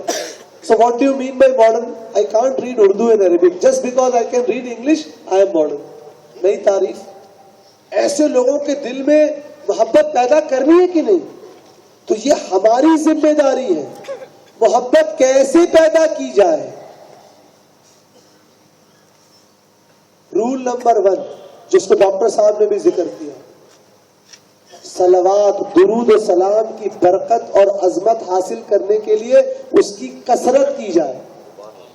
حضور سے محبت کرتے ہیں؟ ہاتھ اٹھائیے جو کرتے ہیں. ماشاء اللہ. دن میں کتنے بار درود شریف پڑھتے ہیں بھائی صاحب؟ ہاتھ نیچے کر لیجیے, خود اپنا جواب دیکھ لیجیے. دلیل کرتے ہیں نا حضور سے محبت, ہم کو دلیل دینی ہوگی. زبان خرچی کا نام ہے. اب یہاں پر ایک نقطے کی بات, حضرت میں واقعی اللہ کے رسول سے محبت کرتا ہوں لیکن میرے عمل میں کچھ کوتاہی ہے, تو کیا میں محبت کے اس دائرے سے باہر چلا جاؤں گا؟ معاملہ نازک. ایسے بہت سے لوگ موجود ہیں جو واقعی اللہ کے رسول سے سچی پکی محبت کرتے ہیں لیکن ہم اعمال میں کچھ کمی, ان میں ہم بھی ہیں.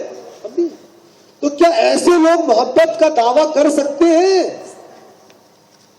کر سکتے ہیں کہ نہیں؟ اگر بولوں گا ہاں تو دلیل لانی پڑے گی صاحب, اور دلیل میں نہیں لاؤں گا, صحیح بخاری کتاب الحدود سے دلیل لاؤں گا. لوگ اشارہ سمجھ گئے. ایک شخص حضور کی بارگاہ میں حاضر ہوتا اور حضور کو کچھ بات بتا کر خوش کرنے کی, چہرے پر مسکراہٹ لانے کی اکثر کوشش کرتا تھا. ایک دن اس کو حضور کی بارگاہ میں پیش کیا گیا اور وہ شراب پیتا ہوا پایا گیا تھا, اور اس سے پہلے بھی ایک بار اس کو شراب پینے کی سزا مل چکی تھی. صحابہ نے اس کے اوپر لعنت بھیجنا شروع کر دیا. تو اللہ کے رسول نے فرمایا اس کے اوپر لعنت مت بھیجو, یہ اللہ اور اس کے رسول سے محبت کرتا. اس کا مطلب قطعی یہ نہیں ہے کہ نماز چھوڑ دیں اور کہیں ہم اللہ اور اس کے رسول سے محبت.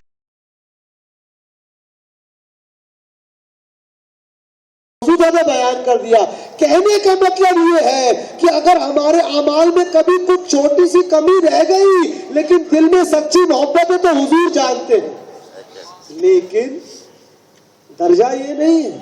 درجہ یہ ہے کہ اعمال کو پکا کر کے حضور کی محبت حاصل کی جائے. اس کو آپ قاعدے کلیہ نہیں بنا سکتے. ایک بار درود شریف پڑھ لیجیے. جزا اللہ عنا سیدنا محمد صلی اللہ تعالی علیہ وسلم. ایک صحابی حضور کی بارگاہ میں حاضر, یا رسول اللہ میں اپنے گھر سے آتا ہوں تو صرف آپ کے زیارت کے لیے اور کسی مقصد سے نہیں, اور جب زیارت کر کے گھر جاتا ہوں تو آپ ہی کے بارے میں سوچتا رہتا ہوں. لیکن یا رسول اللہ ایک مسئلہ ہے جس کو لے کے میں بڑا غمگین ہوں. کیا کہ آپ تو جنت میں اونچا مقام انبیاء علیہ السلام کے ساتھ رہیں گے, میری مرتبہ کیسے پہنچوں گا؟ میں وہاں آپ کا دیدار نہ کر پاؤں گا. بخاری شریف کے تفسیر میں بھی آیا ہے. اللہ تعالیٰ, یہ وہ شخص یہ کہہ کر گیا تھا, اللہ تعالیٰ نے آیت نازل فرما دی کہ کہہ دو کہ جو جس سے محبت کرتا ہے وہ اس کے ساتھ رہے گا. تو پتا لگا اگر حضور سے سچی محبت دل والی ہے تو مایوس نہ ہو, لیکن سچی محبت کی دلیل دینی ہے. نماز ہماری چھوٹ رہی ہے, فجر کا وقت ہو رہا ہے اور رجائی تان کر سونے ہیں. اگلے دن پہنچ گئے ڈاکٹر صاحب کے پاس, حضرت تعویذ دیجیے. ہمارے ڈاکٹر سراج بابا کے ساتھ, حضرت تعویذ دیجیے. کیوں؟ ہمارے بزنس میں برکت دے. ڈاکٹر صاحب نے پوچھا بھائی نماز پڑھتے ہو کیا؟ اب منہ نیچے ہو گئی. ارے شریعت کی پابندی, اللہ کے رسول سے محبت کی دلیل یہ ہے کہ جس کو انہوں نے پسند کیا اس کو تم بھی پسند کرو. اور یاد رکھو, اگر تم کو ڈر یہ ہے, کچھ لوگ کیا کہتے ہیں, جو لوگ حضور کی شان میں گستاخی کرتے ہیں, کچھ لوگ ان کو برا بولنے سے ڈرتے ہیں, شرماتے ہیں. وہ اس آیت پر غور کیوں شرماتے ہیں؟ ان کے ساتھ ہمارا بزنس ہے, یہ ہمارے برا مان جائیں گے, یہ ہمارے رشتہ دار ہے, برا مان جائیں گے. کس چیز کی محبت ہے؟ دنیا کی محبت کی وجہ سے تم ان کا نہیں کر رہے ہو رد. اللہ تعالیٰ کا وہ حکم بھول گئے کہ دنیا, جائیداد, بیوی, بچے, اگر تم ان کی محبت کی وجہ سے اللہ رسول کی محبت میں کمی کرتے ہو تو خبردار اللہ کا عذاب آنے والا. تو سچ بولنے کے لیے ڈریے مت. قبر میں کوئی کام نہیں آئے گا اللہ حضور کے, وہی وہاں بھی ہمارے دلوں کو ٹھنڈک پہنچائیں گے. تو ان سے سچی پکی محبت کا ایک رول ہے, حب فی اللہ بغض فی اللہ. آپ نے جلسے کا اہتمام کیا. سوال بغرض استعلام ہے، علم کو حاصل کرنا یہ مقصد ہے، اس لیے ہم سوال کر رہے ہیں. اور پہلا سوال میں اس لیے کر رہا ہوں تاکہ آنے والوں کو کچھ ہمت ہو اور کچھ سوال کر سکیں. سوال یہ ہے کہ ضروریات دین میں سے کسی بھی ایک ضرورت کا جب انکار کرتا ہے کوئی تو دنیا کا ہر مفتی اس کو اسلام سے خارج کر دیتا ہے. جیسے ما کان محمد ابا احد من رجالکم ولکن رسول اللہ وخاتم النبیین. تو خاتم النبیین اللہ کے رسول صلی اللہ علیہ وسلم ہے. اس کا یہ ضروریات دین میں سے ہے، اس کا انکار نہیں کر سکتا کوئی. اسی طرح وما ارسلناک الا رحمۃ للعالمین، نبی پاک صلی اللہ علیہ وسلم کو تمام جہانوں کے لیے رحمت بنا کر بھیجا گیا ہے. اس پر بھی کوئی دو رائے نہیں ہو سکتے. لیکن اگر کوئی اپنی کتاب میں یہ لکھ دے کہ رحمت للعالمینی حضور پاک صلی اللہ علیہ وسلم کی کوئی صفت خاصہ نہیں ہے، دوسرا بھی رحمت للعالمین ہو سکتا ہے معاذ اللہ، ایسا کہنے والوں کے لیے ہمارے مفتیان کرام تو کہتے ہی کہتے ہوں گے، لیکن ایک ایمانی اس کا جواب کیا ہو سکتا ہے، میں مولانا سے درخواست کرتا ہوں. جس نے بھی قرآن شریف کی کسی بھی آیت کا انکار کیا یا وہ خاصیت جو اللہ کے رسول علیہ الصلوۃ والتسلیم کو اللہ تعالیٰ نے عطا کی وہ کسی اور کے اوپر دیا، اس نے اللہ کے رسول صلی اللہ تعالی وسلم کی شان میں گستاخی کی. خاتم النبی کوئی اور نہیں ہو سکتا. اسی طرح رحمت للعالمین اللہ تعالیٰ نے کسی اور کو نہیں بتایا. جس بھی شخص نے یہ بات کہی ہے اس کو فوراً پکڑا جائے اور اس کو علماء اہل سنت کے پاس لے جایا جائے، کیونکہ فتویٰ دینے سے پہلے اس سے پوچھا جائے گا کیا تم نے ہوش میں کہا ہے، بے ہوشی میں کہا ہے، نشے میں کہا ہے، تمہارا مقصد کیا ہے. جو بنیادی اصول ہے اس کو پورا کیا جائے گا، لیکن فوری طور پر اس کی پیچھے نماز نہ پڑھیں، اس کو آپ الگ کر دیں، اس کو اچھا نہ جانے، لیکن پکڑ کر فوراً علماء کے سامنے لے جائیں کہ سچا مسلمان وہ ہوتا ہے جو چاہے کہ فوراً لوگ توبہ کر کے اسلام میں آئیں.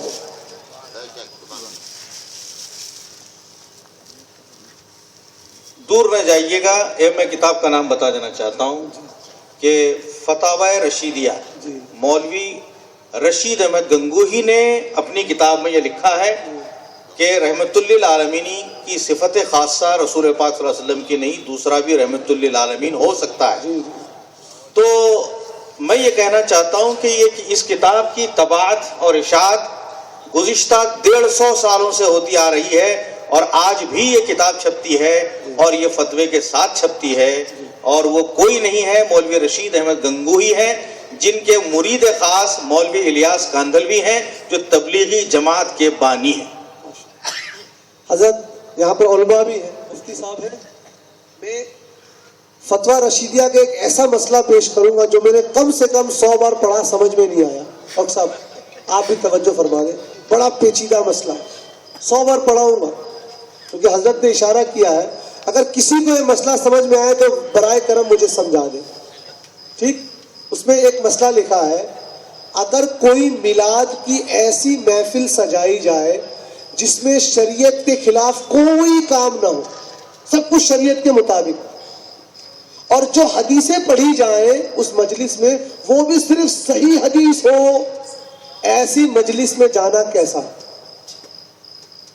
جواب ہوا جائز نہیں. ٹھیک، کوئی بات نہیں. آگے اسی میں محرم کے مہینے میں کچھ لوگ سبیل لگاتے ہیں نا ہم لوگ ایصال ثواب کے لیے. ہم سب کے اماموں کے امام عالی مقام سیدنا امام حسین رضی اللہ عنہ، اس سبیل کا پانی اور شربت پینا کیسا؟ جواب آیا جائز نہیں. ٹھیک، میلاد کی محفل میں جانا جائز نہیں، سبیل کا پانی پینا. تیسرا سوال، ہولی اور دیوالی میں اہل حدود حضرات مٹھائی بانٹتے، کھانا کیسا؟ جائز. ایک ہی کتاب میں تینوں مسئلے لکھے صاحب، 10 بار پڑھ لیا مجھے سمجھ میں نہیں آیا. یہ کافی نہیں تھا، اس کے اوپر سوچئے. ایک علاقے میں کچھ لوگ کوا، کون سا کوا؟ آگے معروفہ. ایک علاقے میں کچھ لوگ کوا کھانے کو عیب سمجھتے ہیں، ناجائز سمجھتے ہیں. اس علاقے میں کیا کرنا چاہیے؟ گنگوہی صاحب کا جواب: ایسے علاقے میں کوا کھانے پر ثواب ملے گا. نہیں، دلیل کیا دیتے ہیں معلوم ہے؟ وہ لوگ دلیل دیتے ہیں کہ شریعت میں جو چیز جائز ہے اگر کوئی اس کو ناجائز کہے تو اس کو جائز ثابت کرنے کے لیے ثواب ملے گا. تمہاری کوے سے اتنی محبت کہ کوا کھانے والے کو ثواب ملے گا، اور میلاد کی محفل جس کا اللہ کے رسول اللہ کی بارگاہ میں قبول ہونا پکا ہے، اس میں آنے سے بولتے گناہ ملے گا. تو حضرت فتویٰ رشیدیہ کی کیا کیا بات کریں، عجیب لطیفہ ہے. لیکن جیسا پروفیسر صاحب نے بتایا، آج بھی کتاب چھپ رہی ہے، آج بھی لوگ اس کو پڑھ رہے ہیں. ہمارا کام بتانا ہی ہے بھائی. ہندوستان کے جو بڑے علماء گزرے ہیں، شاہ ولی اللہ، شاہ عبدالعزیز محدث دہلوی اور محدث کچھوچوی، مخدوم اسد سمنانی، اعلیٰ حضرت امام احمد رضا خان فاضل بریلوی، مفتی اعظم ہند شاہ انوار اللہ فاروقی رحیم اللہ تعالی اجمعین، ان کی کتابیں پڑھیں. یہ سب مسلم سب کے نزدیک ہیں، یہ سب کے سب سنی علماء تھے. ایسے لوگوں کی کتاب پڑھیں گے تو کیا ہوگا معلوم؟ مرغے کا ریٹ ڈاؤن ہو جائے. سمجھ گئے آپ لوگ؟ سب لوگ کوا کھائے گا تو مرغا کون کھائے گا؟ ایک سوال آیا ہے، مسواک کا استعمال کا صحیح طریقہ. بھائی یہ سب کیا ہے؟ مسواک کے استعمال کا صحیح طریقہ آپ کو معلوم ہے، یوں ہونا چاہیے، یوں نہیں ہونا چاہیے. اشارے سے بتا رہا ہوں، فلیٹ نہیں. جو سنت طریقہ ہے وہ کھڑا اوپر نیچے ہے، ایسے نہیں ہے. کیا ہے؟ چائپا انگلش میں بھی لکھا ہے، انگلش میں نہیں لکھا ہے، انگلش میں اردو میں نہیں ہے. سوال کون سی زبان ہے معلوم ہے؟ Roman English, Roman Urdu. آپ اے پی آپ، ارے یار انگلش لکھو یا اردو لکھو یا ہندی لکھو، رومن میں کیا لکھا سمجھ میں نہیں آ رہا ہے. چہرہ چھوڑنا، اچھا چہرہ چھوڑنے کے لیے ماں کی اجازت لینا ضروری ہے؟ نہیں بھائی، کوئی ماں آپ کو داڑھی رکھنے کے لیے منع نہیں کرے گی. آپ کو الحمدللہ بالغ ہو گئے، آپ رکھیے، ماں کی اجازت کی کوئی ضرورت نہیں، آپ کی ماں منع نہیں کرے گی. چلیے اس طرح کے سوال نہ کریے، اس کے لیے محفل نہیں ہے. یہ بھی ایسی میں پڑھنے کو ملا ہے. یہ سب فقہ کے سوال ہے کہ حضور کے نام کے لکھے ہوئے کپڑے کو دھونا. نہیں بھائی، اس کے لیے آپ کے شہر میں بڑی بڑی خانقاہیں ہیں، علماء ہیں. مولانا بہاؤالدین صاحب کا مدرسہ ہے، وہاں جائیے، علماء سے رابطہ کیجیے. یہ سب کیا ہے؟ بد عقیدہ لوگوں کی دعوت دینا اور دعوت کھانا کیسا؟ یہ اچھا سوال ہے بھائی. ذبیحہ جو ہوتا ہے نا جانور، وہ اسی کا کھائیے جو مسلمان ہے. جو حضور کی شان میں گستاخی کر دیا وہ مسلمان نہیں ہے، اس کا گوشت کھا نہیں سکتے. سمپل سی بات ہے.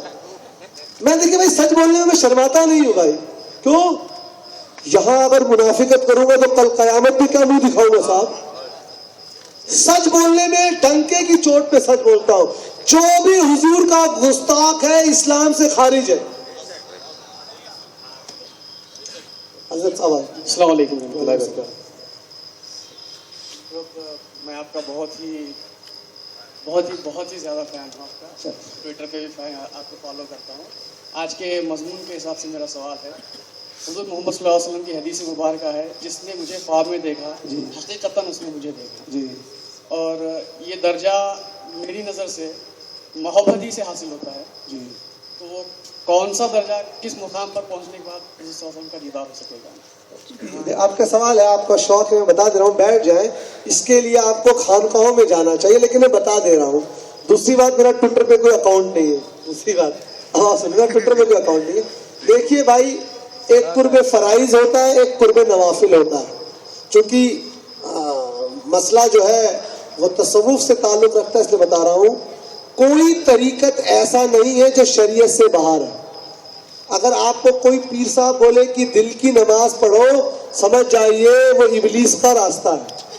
کوئی سیدنا جنید بغدادی سے اوپر ہو جائے گا، کوئی سیدنا غوث الاعظم سے اوپر ہو جائے گا، کوئی سیدنا غریب نواز سے اوپر ہو جائے گا رضی اللہ تعالی اجمعین. جب ان لوگوں نے طریقت کے راستے کو حاصل کرنے کے لیے بتایا پہلے شریعت ہے تو حضور کے دیدار کے لیے ہے، حضور کی سچی پکی محبت کے ساتھ ساتھ حضور کی ہر سنت پہ عمل کرنا۔ صاحب یہ بہت آسان معاملہ نہیں ہے کہ ان کی دیدار اسی دنیا میں ہو جائے۔ یہ آنکھوں سے گندی چیزیں ہم دیکھتے ہیں، یہ زبان سے جھوٹ اور غیبت ہم بولتے ہیں، ان ہاتھوں سے چوری ہم کرتے ہیں، اس زبان سے گالی ہم دیتے ہیں، حرام کمائی ہم کھاتے ہیں، اور یہ توقع رکھے کہ حضور کا دیدار ہو جائے۔ تو کم سے کم 40 دن پکی عبادت، بالکل رزق حلال ہو، کوئی گناہ نہ ہو، اس پہ قائم ہو۔ اس کے بعد اگر وہ چاہیں تو دیدار دیں گے، آپ حاصل نہیں کر سکتے۔ یہ مغالطے سے نکل جائیے کہ ہم یہ کریں گے تو دیدار ہو جائے گا، نہ، ان کی کرم ہوگی تو دیدار ہوگا۔ پڑھیے بڑا سوال، ہاں پڑھیے کیا سوال ہے؟ پڑھیے مائک پہ، بے جھجک سلفی حضرات کے سوال آئیں گے تو اچھا لگے گا۔ بڑا زور سے پڑھیے۔ حضرت اتحیات میں رسول اللہ صلی اللہ علیہ وسلم پر سلام پڑھتے ہیں، سوال یہ ہے کہ اس میں بیٹھ کر پڑھنا ہے، کیا وجہ ہے؟ ارے سمپل بات ہے، حضور نے بیٹھ کر ہم کو پڑھنے کے لیے کہا ہے۔ بیرون نماز کھڑے ہو کر پڑھتے ہیں۔ ہاں، کیونکہ صحابہ اکرام نماز کے بعد کھڑے ہو کر پڑھتے تھے۔ سمپل ہے بھائی، اس میں کون سی بڑی بات ہے بھائی؟ اس طرح تو ہم کہیں اللہ کی بارگاہ میں کعبہ شریف میں حاضر ہوتے ہو تو کھلے سر، مدینہ شریف آتے ہو تو سر ڈھک کر، ہاں، کیونکہ یہ شریعت کا حکم ہے۔ صحابہ اکرام جب حضور پہ سلامتی بھیجتے، طواف کرتے وقت حضور پہ سلامتی کرتے تو کھڑے رہتے، ہم کھڑے ہو کر کہتے ہیں۔ نماز میں چونکہ بیٹھ کے، ہم بیٹھ کے کرتے ہیں۔ آپ کو ہم کہہ رہے ہیں بھائی آپ پہلے بیٹھ کر پڑھنا شروع کیجئے، واللہ توفیق ہو جائے گی کھڑے ہونے کی۔ پہلے بیٹھ کے شروع کیجئے۔ لوگ بولتے نہیں بھائی حضور 12 ربیع الاول کو تشریف نہیں لائے تھے، 9 کو لائے تھے، تو آپ 9 کو نہیں، آپ محرم میں میلاد بنائیے، ہم آپ کے ساتھ ہیں بھائی۔ تاریخ آپ بیٹھ کے اس کی برکت سے آپ کھڑے بھی ہونے لگیں گے۔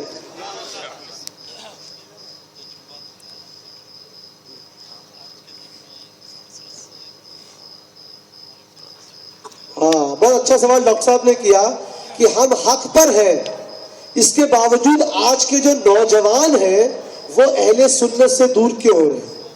بہت اچھا سوال ہے۔ شہر گلبرگہ میں جو لوگ بھی سلفی اپنے آپ کو کہتے ہیں، اہل حدیث کہتے ہیں، ان کی عمر کتنی ہوگی؟ 25 بہت پریکٹیکل سوال ہے، آپ کو تفسیر کبیر پڑھنے کی ضرورت نہیں اس کے لیے۔ سب بولے گا ہاں، ہمارے علاقے میں جتنے بھی لڑکے اہل حدیث بنے ہیں سب کی عمر 18 سال سے لے کر 35 سال کے بیچ میں ہے۔ کسی 80 سال کے بزرگ کو دیکھا ہے کرتے ہوئے؟ نہیں دیکھا ہے تو بتائیے۔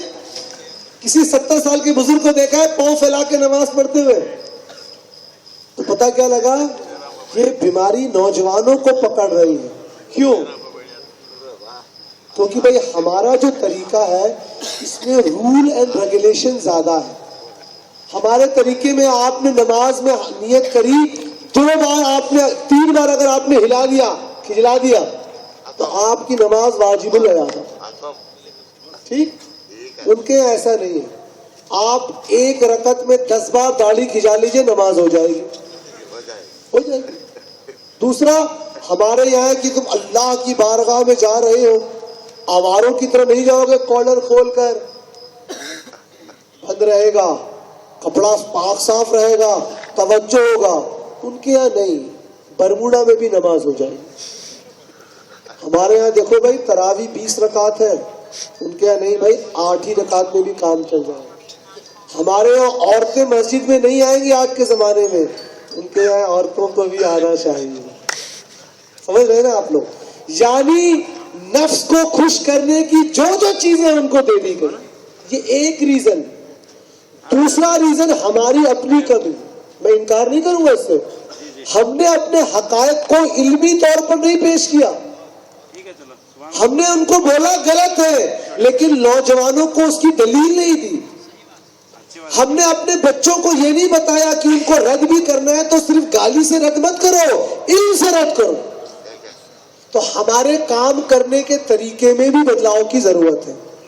تیسرا، ہم نے جلسے زیادہ کیے، ہماری تحریریں کم آنے لگی، یہ بھی ایک ریزن ہے. چوتھا،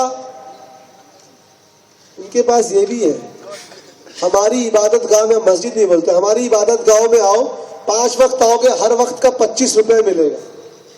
تمہاری بیٹی کی شادی نہیں ہو رہی، ہمارے یہاں پیسہ دے دیں گے. تو وہ پیسے سے بھی کر رہے ہیں. اور ایک اور ریزن، ہم اہل سنت میں وہ امت کا کانسیپٹ ختم ہوتے جا رہا ہے.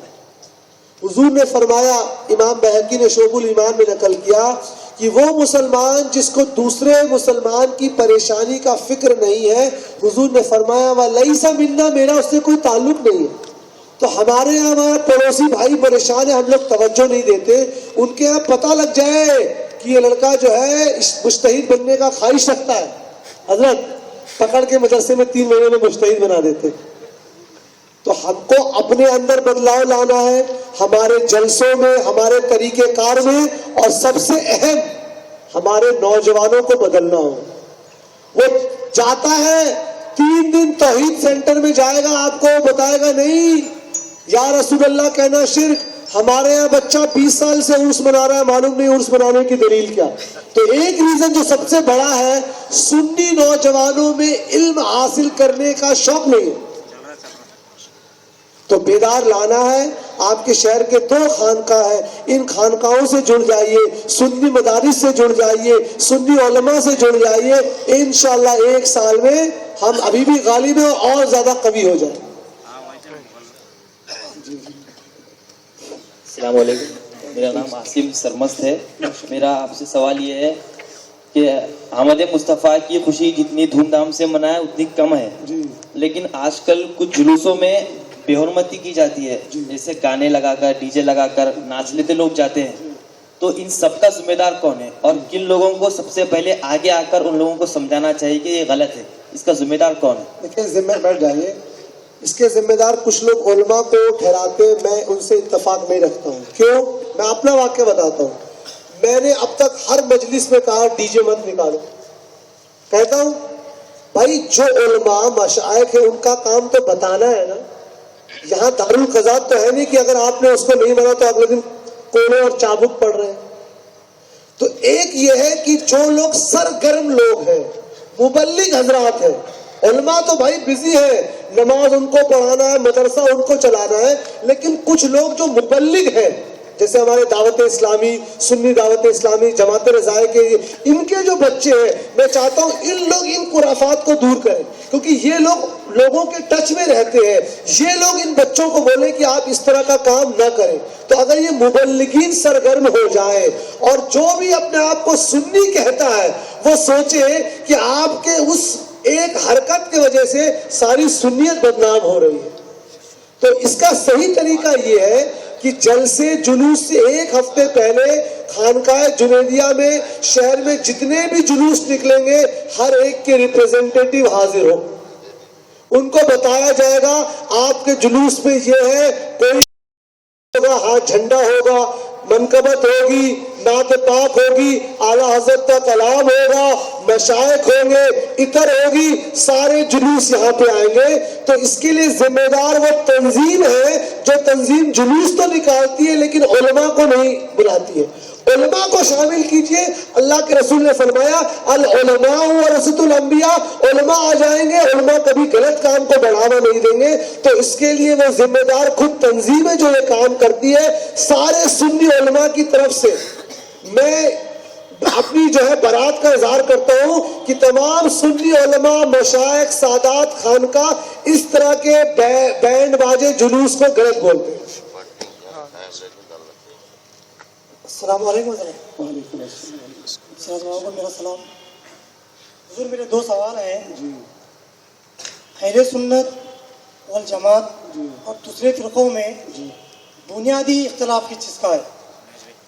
دوسرا سوال میرا یہ ہے، جو حضرات جو حضور صلی اللہ علیہ وسلم کے والدین کریمین کو کافر جانتے ہیں، ان کے بارے میں کیا ہمارا عقیدہ ہونا چاہیے؟ ہم نے کیا کہیں گے جو نبی کریم صلی اللہ علیہ وسلم کے والدین کو کافر جانتے ہیں اور کافر چھاپتے ہیں؟ یہ دو سوال ہیں، ان میں ہمیں بنیادی فرق کیا ہے؟ پہلا سوال ہے کہ ہمارا اہل سنت اور دیگر فرقوں میں فرق کیا ہے. پہلے جان لیں لفظ اہل سنت آیا کہاں سے، سبحان اللہ. جاننا چاہیے کہ ہم اپنے آپ کو اہل سنت کہتے ہیں نہیں، کہاں سے آیا. قرآن شریف کی آیت ہے یوم تجود وجوہ و تسود وجوہ، وہ دن جس دن کچھ چہروں کو اللہ تعالیٰ روشن کرے گا اور کچھ کو سیاہ کرے گا، کالا کرے گا. اس آیت کی تفسیر میں سیدنا ابن عباس رضی اللہ عنہ فرماتے ہیں، کوئی بھی تفسیر اٹھا لیں اس میں موجود ہے، سیدنا ابن عباس رضی اللہ عنہ نے فرمایا وہ لوگ جن کے چہرے روشن ہوں گے وہ سنت اور جماعت والے لوگ ہوں گے. الحمدللہ ہمارا یہ جو لفظ اہل سنت ہے یہ ہماری شناخت یہ حدیث سے ثابت ہو گئی. صحابہ نے فرمایا ہمارے دوسروں سے الگ الگ وجوہ سے اختلاف ہے. فار ایگزامپل اہل تشیع شیعہ حضرات، ان سے ہمارا اختلاف یہ ہے کہ وہ کہتے ہیں معاذ اللہ قرآن شریف 40 پاروں میں تھا، وہ جو ہے انکمپلیٹ ہے معاذ اللہ. وہ کہتے ہیں کہ حضرت جبریل علیہ السلام سے غلطی ہو گئی، اللہ تعالیٰ نے حضرت علی کے اوپر نبوت کے لیے بھیجا تھا، معاذ اللہ وہ حضور کے اوپر آ گئے. تو شیعوں سے ہمارے اختلاف کی ایک وجہ یہ ہے. اہل حدیث سے ہمارے اختلاف کی ایک وجہ یہ ہے کہ وہ کہتے ہیں معاذ اللہ اللہ تعالیٰ کے ہاتھ پاؤں جس میں اللہ چلتا ہے، اٹھتا ہے، بیٹھتا ہے، معاذ اللہ ثم نعوذ باللہ وہ اللہ کے جہت و مکان کے قائل ہے، اللہ کے ڈائریکشن کے قائل ہے. اور بھی وجہ ہے، انہوں نے حضور کی شان میں گستاخی بھی کی، یہ وہ ہے. دیوبندی حضرات سے ہمارے اختلاف کی جو بنیادی اصل وجہ ہے کہ حفظ الایمان میں تھانوی نے لکھ دیا معاذ اللہ حضور کو جو علم غیب ہے ایسا علم غیب جانوروں اور بچوں کو بھی ثم نعوذ باللہ 100 بار نعوذ باللہ. اور تحذیر الناس میں ختم نبوت کا انکار کیا گیا. اسی طرح ہر فرقے سے جو ہماری اختلاف ہے اس کی وجہ ہے ہم کو یہ دیکھنا ہے کہ ہمارا عقیدہ صرف اہل سنت و جماعت پہ رہے، اس میں کوئی کمپرومائز مت کیجئے. باپ بھائی بیٹا بیوی بہن کوئی کام نہیں آئے گا اگر آپ اہل سنت پہ نہیں ہیں. تو اہل سنت پہ ہے تو آپ کے پیر کام آئیں گے، اہل سنت پہ ہے تو حافظ کام آئے گا. کیوں؟ بہقی کی ضعیف حدیث ایک حافظ قرآن اپنے خاندان کے 10 لوگوں کی شفاعت کرائے گا. تو عقیدہ درست ہے تو سب کچھ درست ہے، عقیدہ درست نہیں ہے تو کچھ درست نہیں. جن لوگوں کا یہ عقیدہ ہو گیا ہے معاذ اللہ کہ حضور کے والدین جو ہے وہ ان کا کفر پر ان کی جو ہے انتقال ہوا، ان کو پہلے علماء کے پاس لے کے جائے. اگر وہ ملا علی القاری کے شرف فقہ اکبر کا حوالہ دے، میں بتا دے رہا ہوں یہ بھی آپ جیسے ہی پکڑے بولیں گے کیا بھائی آپ کے ملا علی القاری میں بھی یہ بات لکھی، تو یاد رکھیے ملا علی القاری نے اس سے رجوع کر لیا تھا. جب انہوں نے شمائل ترمذی کی شرح لکھی تو وہ لکھتے ہیں کہ پہلے میرا قول اور یہ تھا لیکن بعد میں جب مجھے اصلی کلمی نسخہ مل گیا تو میں نے رجوع کر لیا. ایسے لوگوں کو فوراً پکڑ کے علماء اہل سنت کے پاس لے جائیں. ایک صاحب کا سوال ہے کہ آپ صلی اللہ علیہ وسلم نور ہیں کہ ہمارے علاقے میں کچھ وہابی لوگ رہتے ہیں، وہ کہتے ہیں کہ حقیقت میں آپ نور ہوتے تو ان کا نکاح کسی نور سے ہوتا. اس طرح کے سوال وہ لوگ کہتے ہیں نا جنہوں نے قرآن شریف پڑھا نہیں ہوتا ہے. اچھے سوال کریں بھائی. فرشتے کس سے بنے ہیں بتائیے؟ نور سے بنے ہیں. قرآن شریف میں نا سورہ الشورى میں کہ فرشتوں کی تخلیق اللہ تعالیٰ نے کس سے کی؟ مانتے ہیں نا سب لوگ؟ جبریل علیہ السلام فرشتے ہیں کہ نہیں ہے کہ نہیں؟ جب حضور کی بارگاہ میں آتے تو کس شکل میں آتے؟ تدیہ قلبی. بتائیے حضرت دہیہ حضرت دہیہ قلبی رضی اللہ کی شکل میں آتے؟ ایک انسان کی شکل میں آتے؟ تو یہ کس نے بول دیا کہ کسی شے کے نور ہونے سے اس کا جسمانیت کو حاصل کرنا جو ہے نفی ہو جائے گا؟ جب ایک فرشتے کو اللہ تعالیٰ یہ حق دے رہا ہے، ایک پاور دے رہا ہے کہ تم نور کے ہو لیکن جب چاہے تب جسم اختیار کر لو، تو جو تمام فرشتوں اور نبیوں کے سردار ہیں ان کو بھی یہ حق ہے کہ وہ نور بھی اور جسمانیت بھی. ان کا معراج پر جانا ان کی نورانیت کی دلیل ہے، ان کا یہاں پر کھانا تناول فرمانا عبادت کرنا ان کی جسمانیت کی دلیل ہے. ہم حضور کو صرف نور نہیں کہتے، ہم کہتے ہیں حضور نور بھی ہے، حضور جو ہے وہ بشر بھی ہے لیکن بے مثل بشر اور بے مثل نور. یاد رکھیے ہم نور بھی حضور کو بے مثل کہتے ہیں ارے ڈاکٹر صاحب حضور سورج کی طرح نور نہیں ہے. کیوں؟ سورج میں ٹھنڈک نہیں ہے. حضور چاند کی طرح نور نہیں ہے. کیوں؟ چاند میں گرمی نہیں ہے. حضور دیے کی طرح نور نہیں ہے کیونکہ دیا جو ہے وہ بجھ جاتا ہے. حضور ایک ایسے نور ہے جس کی نورانیت کے بھی مثل نہیں.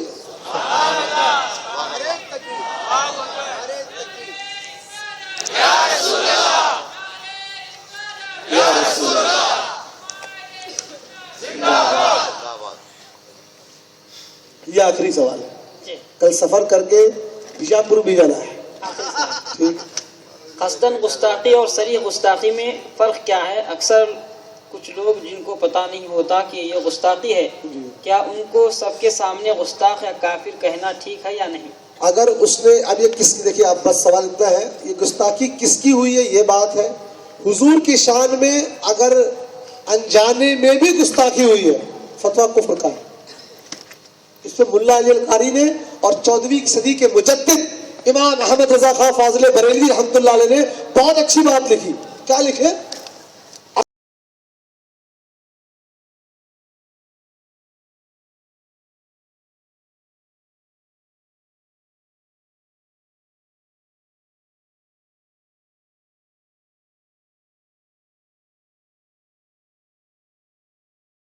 ہاں، فتویٰ اس کے اوپر لگانے کے لیے مفتی صاحب کے پاس جائیں گے. فتویٰ ایک نارمل مولانا بھی نہیں لگائے گا. اہل سنت و جماعت کا قابل مفتی وہی فتویٰ دے گا. اور یاد رکھیے ہم لوگ اہل حدیث نہیں ہیں جو خود سے مجتہد بنتے ہیں. ہم لوگ مقلد ہیں. سنت و جماعت کے علماء مفتیان کرام کی پیروی کیجیے. جزا اللہ عنہ. سیدنا محمد صلی اللہ علیہ وسلم بیٹھے رہے، صلاۃ و سلام کریں گے کہ نہیں؟ اب ختم، اب کوئی سوال جواب نہیں ہے. صلی اللہ علی محمد. جمعہ کی شام کو گاڑیوں پر بیٹھ کر گٹکا کھا کر لڑکیوں کو دیکھ کر ہارن ہمارے بچے بجاتے ہیں. اذان ہو رہی ہے، واٹس ایپ پر میسج ہمارے بچے کرتے ہیں. وہ کرتے ہیں کہ نہیں؟ پھر کہتے ہیں حضرت اذان ہمارے یہاں ہم ذلیل بہت ہو رہے ہیں، ہم رسوا بہت ہو رہے ہیں. ارے ذلیل اور رسوا ہونے کے لیے تم کسی سیاسی پارٹی کو ذمہ دار مت ٹھہراؤ. اپنے گھر میں دیکھو ہمارے گھر میں کتنا ماحول اسلامی ہے. بیویاں مائیں دن بھر ٹی وی کے سامنے بیٹھ کر سیریل دیکھ رہی ہیں اور کہیں گے حضرت ڈاکٹر صاحب سے ہماری بچی تہجد نہیں پڑھتی. تم ٹی وی دیکھو گی دن بھر، تمہاری بچی ٹی وی دیکھو تہجد پڑھے گی. تو یاد رکھیے محبت صرف زبان کا نام نہیں ہے. ہم ان کو کہتے ہیں جو لوگ عمل کر رہے ہیں لیکن دل میں سچی محبت نہیں. تو اس کو اب الٹا کر دیجئے کہ آپ دل میں سچی محبت کا دعویٰ کرتے ہیں لیکن عمل ٹھنٹل کو پال. محبت کا جو دعویٰ کرے وہ دلیل بھی پیش کرے. میں 2-3 چیزیں حدیثوں کو بتانا چاہتا ہوں. صحابہ کا کیا عقیدہ تھا صاحب؟ جنت میں کون جائے گا، جہنم میں کون جائے گا، کس کو معلوم ہے؟ صرف اللہ تعالیٰ کو معلوم. کون کہاں مرے گا صرف اللہ تعالیٰ کو معلوم ہے. لیکن صحیح مسلم کی اس حدیث کا کیا کریں گے؟ حضور نے جنگ بدر سے 1 رات پہلے فرما دیا کل یہاں پر فلاں فلاں کی لاش پائی جائے گی. اگلے دن حضرت علی عرض کرتے ہیں، بیان کرتے ہیں حضور نے جہاں جہاں جس کی لاش بتائی تھی وہاں اس کی لاش ملی. تو جب صحابہ کو یقین ہو گیا کہ حضور کو غیب کا علم ہے تو انہوں نے اپنی محبت کا اظہار کیسے کیا؟ اس کو روایت کرتے ہیں امام احمد اپنی مسند میں. حضور نے کو اطلاع دی گئی ابو بکر داخل ہونا چاہتے ہیں. حضور نے فرمایا ان کو بلا لاؤ اور ان کو بشارت دے دو کہ جنت مل رہی ہے. حضرت عمر آتے ہیں، حضور کی بارگاہ میں اطلاع ہوتی ہے، حضرت عمر آنا چاہتے ہیں. حضور نے فرمایا اطلاع دے دو، آنے دو اور اطلاع دے دو کہ جنت ہے. عثمان کو اطلاع دے دو جنت ہے. حدیث کے راوی کون؟ رضی اللہ عنہ اجمعین. حدیث کے راوی حضرت عبداللہ ابن عمر. عرض کیا یا رسول اللہ صلی اللہ تعالیٰ علیہ وسلم، ان تینوں کو تو آپ نے جنت کی بشارت دے دی، میرا ٹھکانہ کہاں؟ حضور نے فرمایا تم اپنے باپ کے ساتھ ہوگے، یعنی تم بھی جنتی. تو پتہ یہ لگا محبت کا ایک دلیل ہے کہ اپنے دل میں جو ایمان ہے، عقیدہ ہے حضور کے متعلق، وہ پختہ رہے۔ یہ صحابی کا عقیدہ دیکھیے، ان کو حضور سے محبت تھی، ان کا عقیدہ تھا کہ حضور جانتے ہیں، تو وہ اپنے اس عقیدہ اور محبت کا اظہار کرتے تھے۔ نہیں جی، حضور کی ذاتی بڑائی مت کرو، یہ خانقاہی لوگ، یہ سنی لوگ، یہ لوگ حضور کو بڑھا دیتے ہیں۔ ارے عقل کے دشمن، کبھی کتاب کھول کر پڑھ لو، زندگی بھر تقویت الایمان میں ہی رہو گے۔ آگے بھی تو پڑھو، قاضی عیاض کی الشفا بھی تو پڑھو، اعلیٰ حضرت امام احمد رضا خان فاضل بریلوی رحمۃ اللہ علیہ کی الامن والولا بھی تو پڑھو۔ نہیں، ہمارے مولوی صاحب نے کہا یہ سب کتاب قطعی نہیں پڑھنا۔ ہمارے مولوی صاحب نے کہا زندگی دو ہی کتاب سے نکل جائے گی، صراط مستقیم، تقویت الایمان۔ کیا ہے سر؟ اللہ کے رسول کی محبت کیا ہے آپ دیکھ رہے ہیں؟ ناپاکی کی حالت میں حضور کے اونٹنی شریف کو ہاتھ نہیں لگانے صاحب، کینچی سے نہیں، چاقو سے کاٹ رہے ہیں۔ معلوم نہیں اونٹ کیوں گھمانا ہے، اونٹ گھمائے جا رہے ہیں۔ آج اگر ہم یہ لوگ کہتے ہیں ہم یہ چوم لیتے ہیں، نہیں مت چومو۔ ارے ہم صرف اس لیے چومتے ہیں کہ حضرت ابوبکر صدیق نے چوما تو ہم محبت میں چومتے ہیں۔ سبحان اللہ۔ یہ حضرت یہ حدیث تو ضعیف ہے، ہاں ہم کو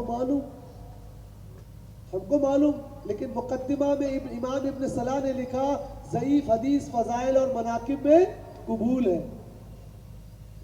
ایک سوال آیا اب صاحب ای میل والا، اس صحابی کا نام بتائیے جنہوں نے سب سے پہلے میلاد منایا۔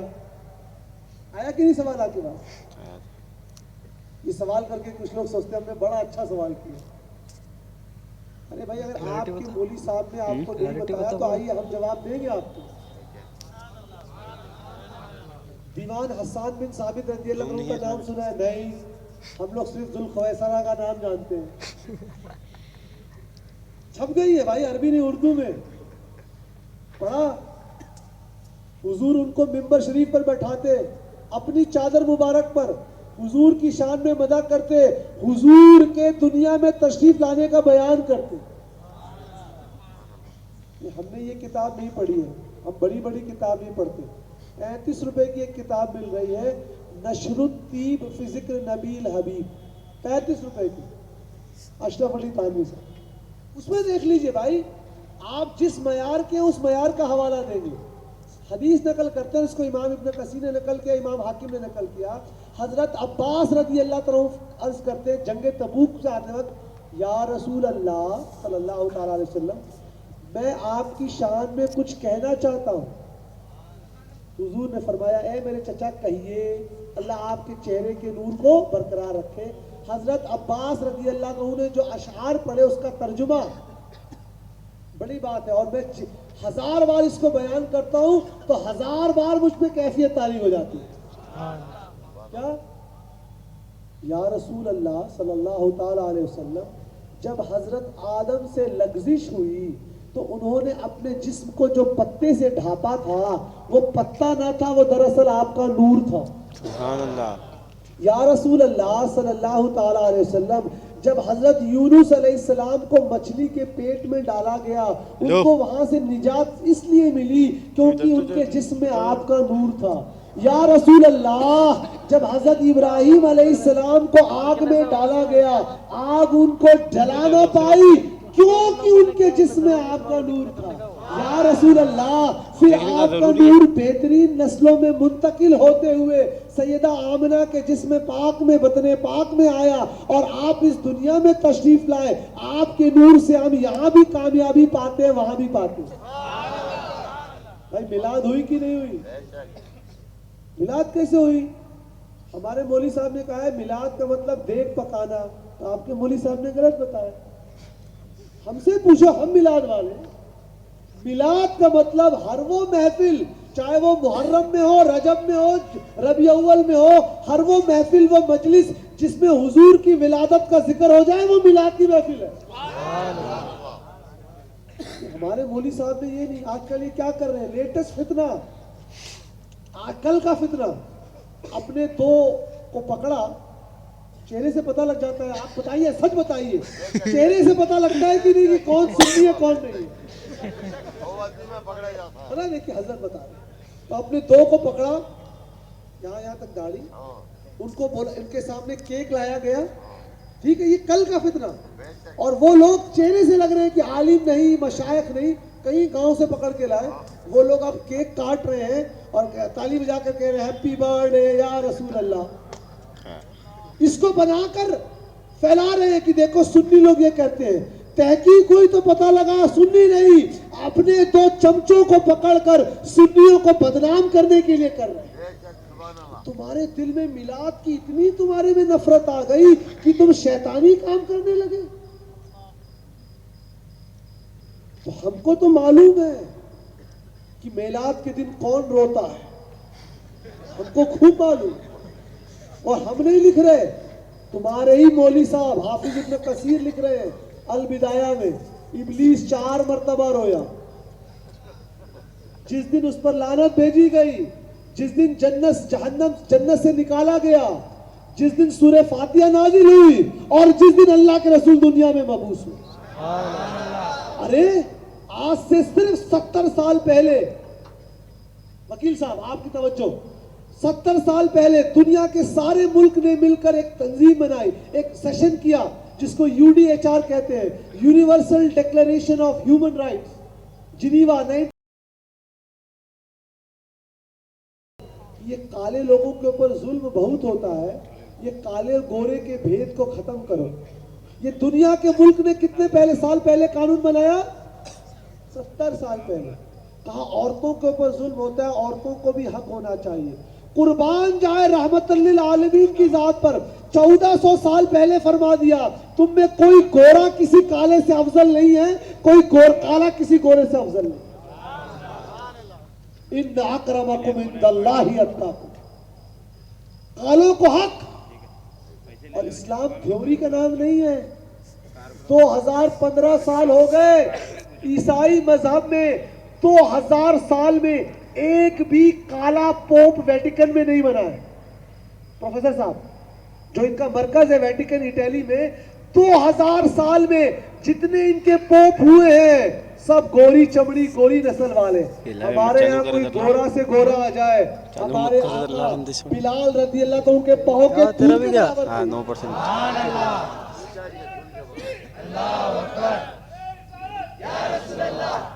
औरतों को हक किसने दिलाया? गुलामों को हक किसने दिखाया? जानवरों को हक किसने दिखाया? हम जैसे मासूम गुनाहगारों को इज्जत किसने दी? वो रहमतुल लिल आलमीन, जिनके आने पर दुनिया को कॉन्स्टिट्यूशन पता लगा कि हक क्या होता है, हुकूक क्या होते हैं। आज सारी दुनिया कुरान शरीफ को पढ़कर हुकूक मान रही है। आज सारी दुनिया बोल रही है कि नहीं, सरकार दो आलम वाकई रहमतुल लिल आलमीन थे।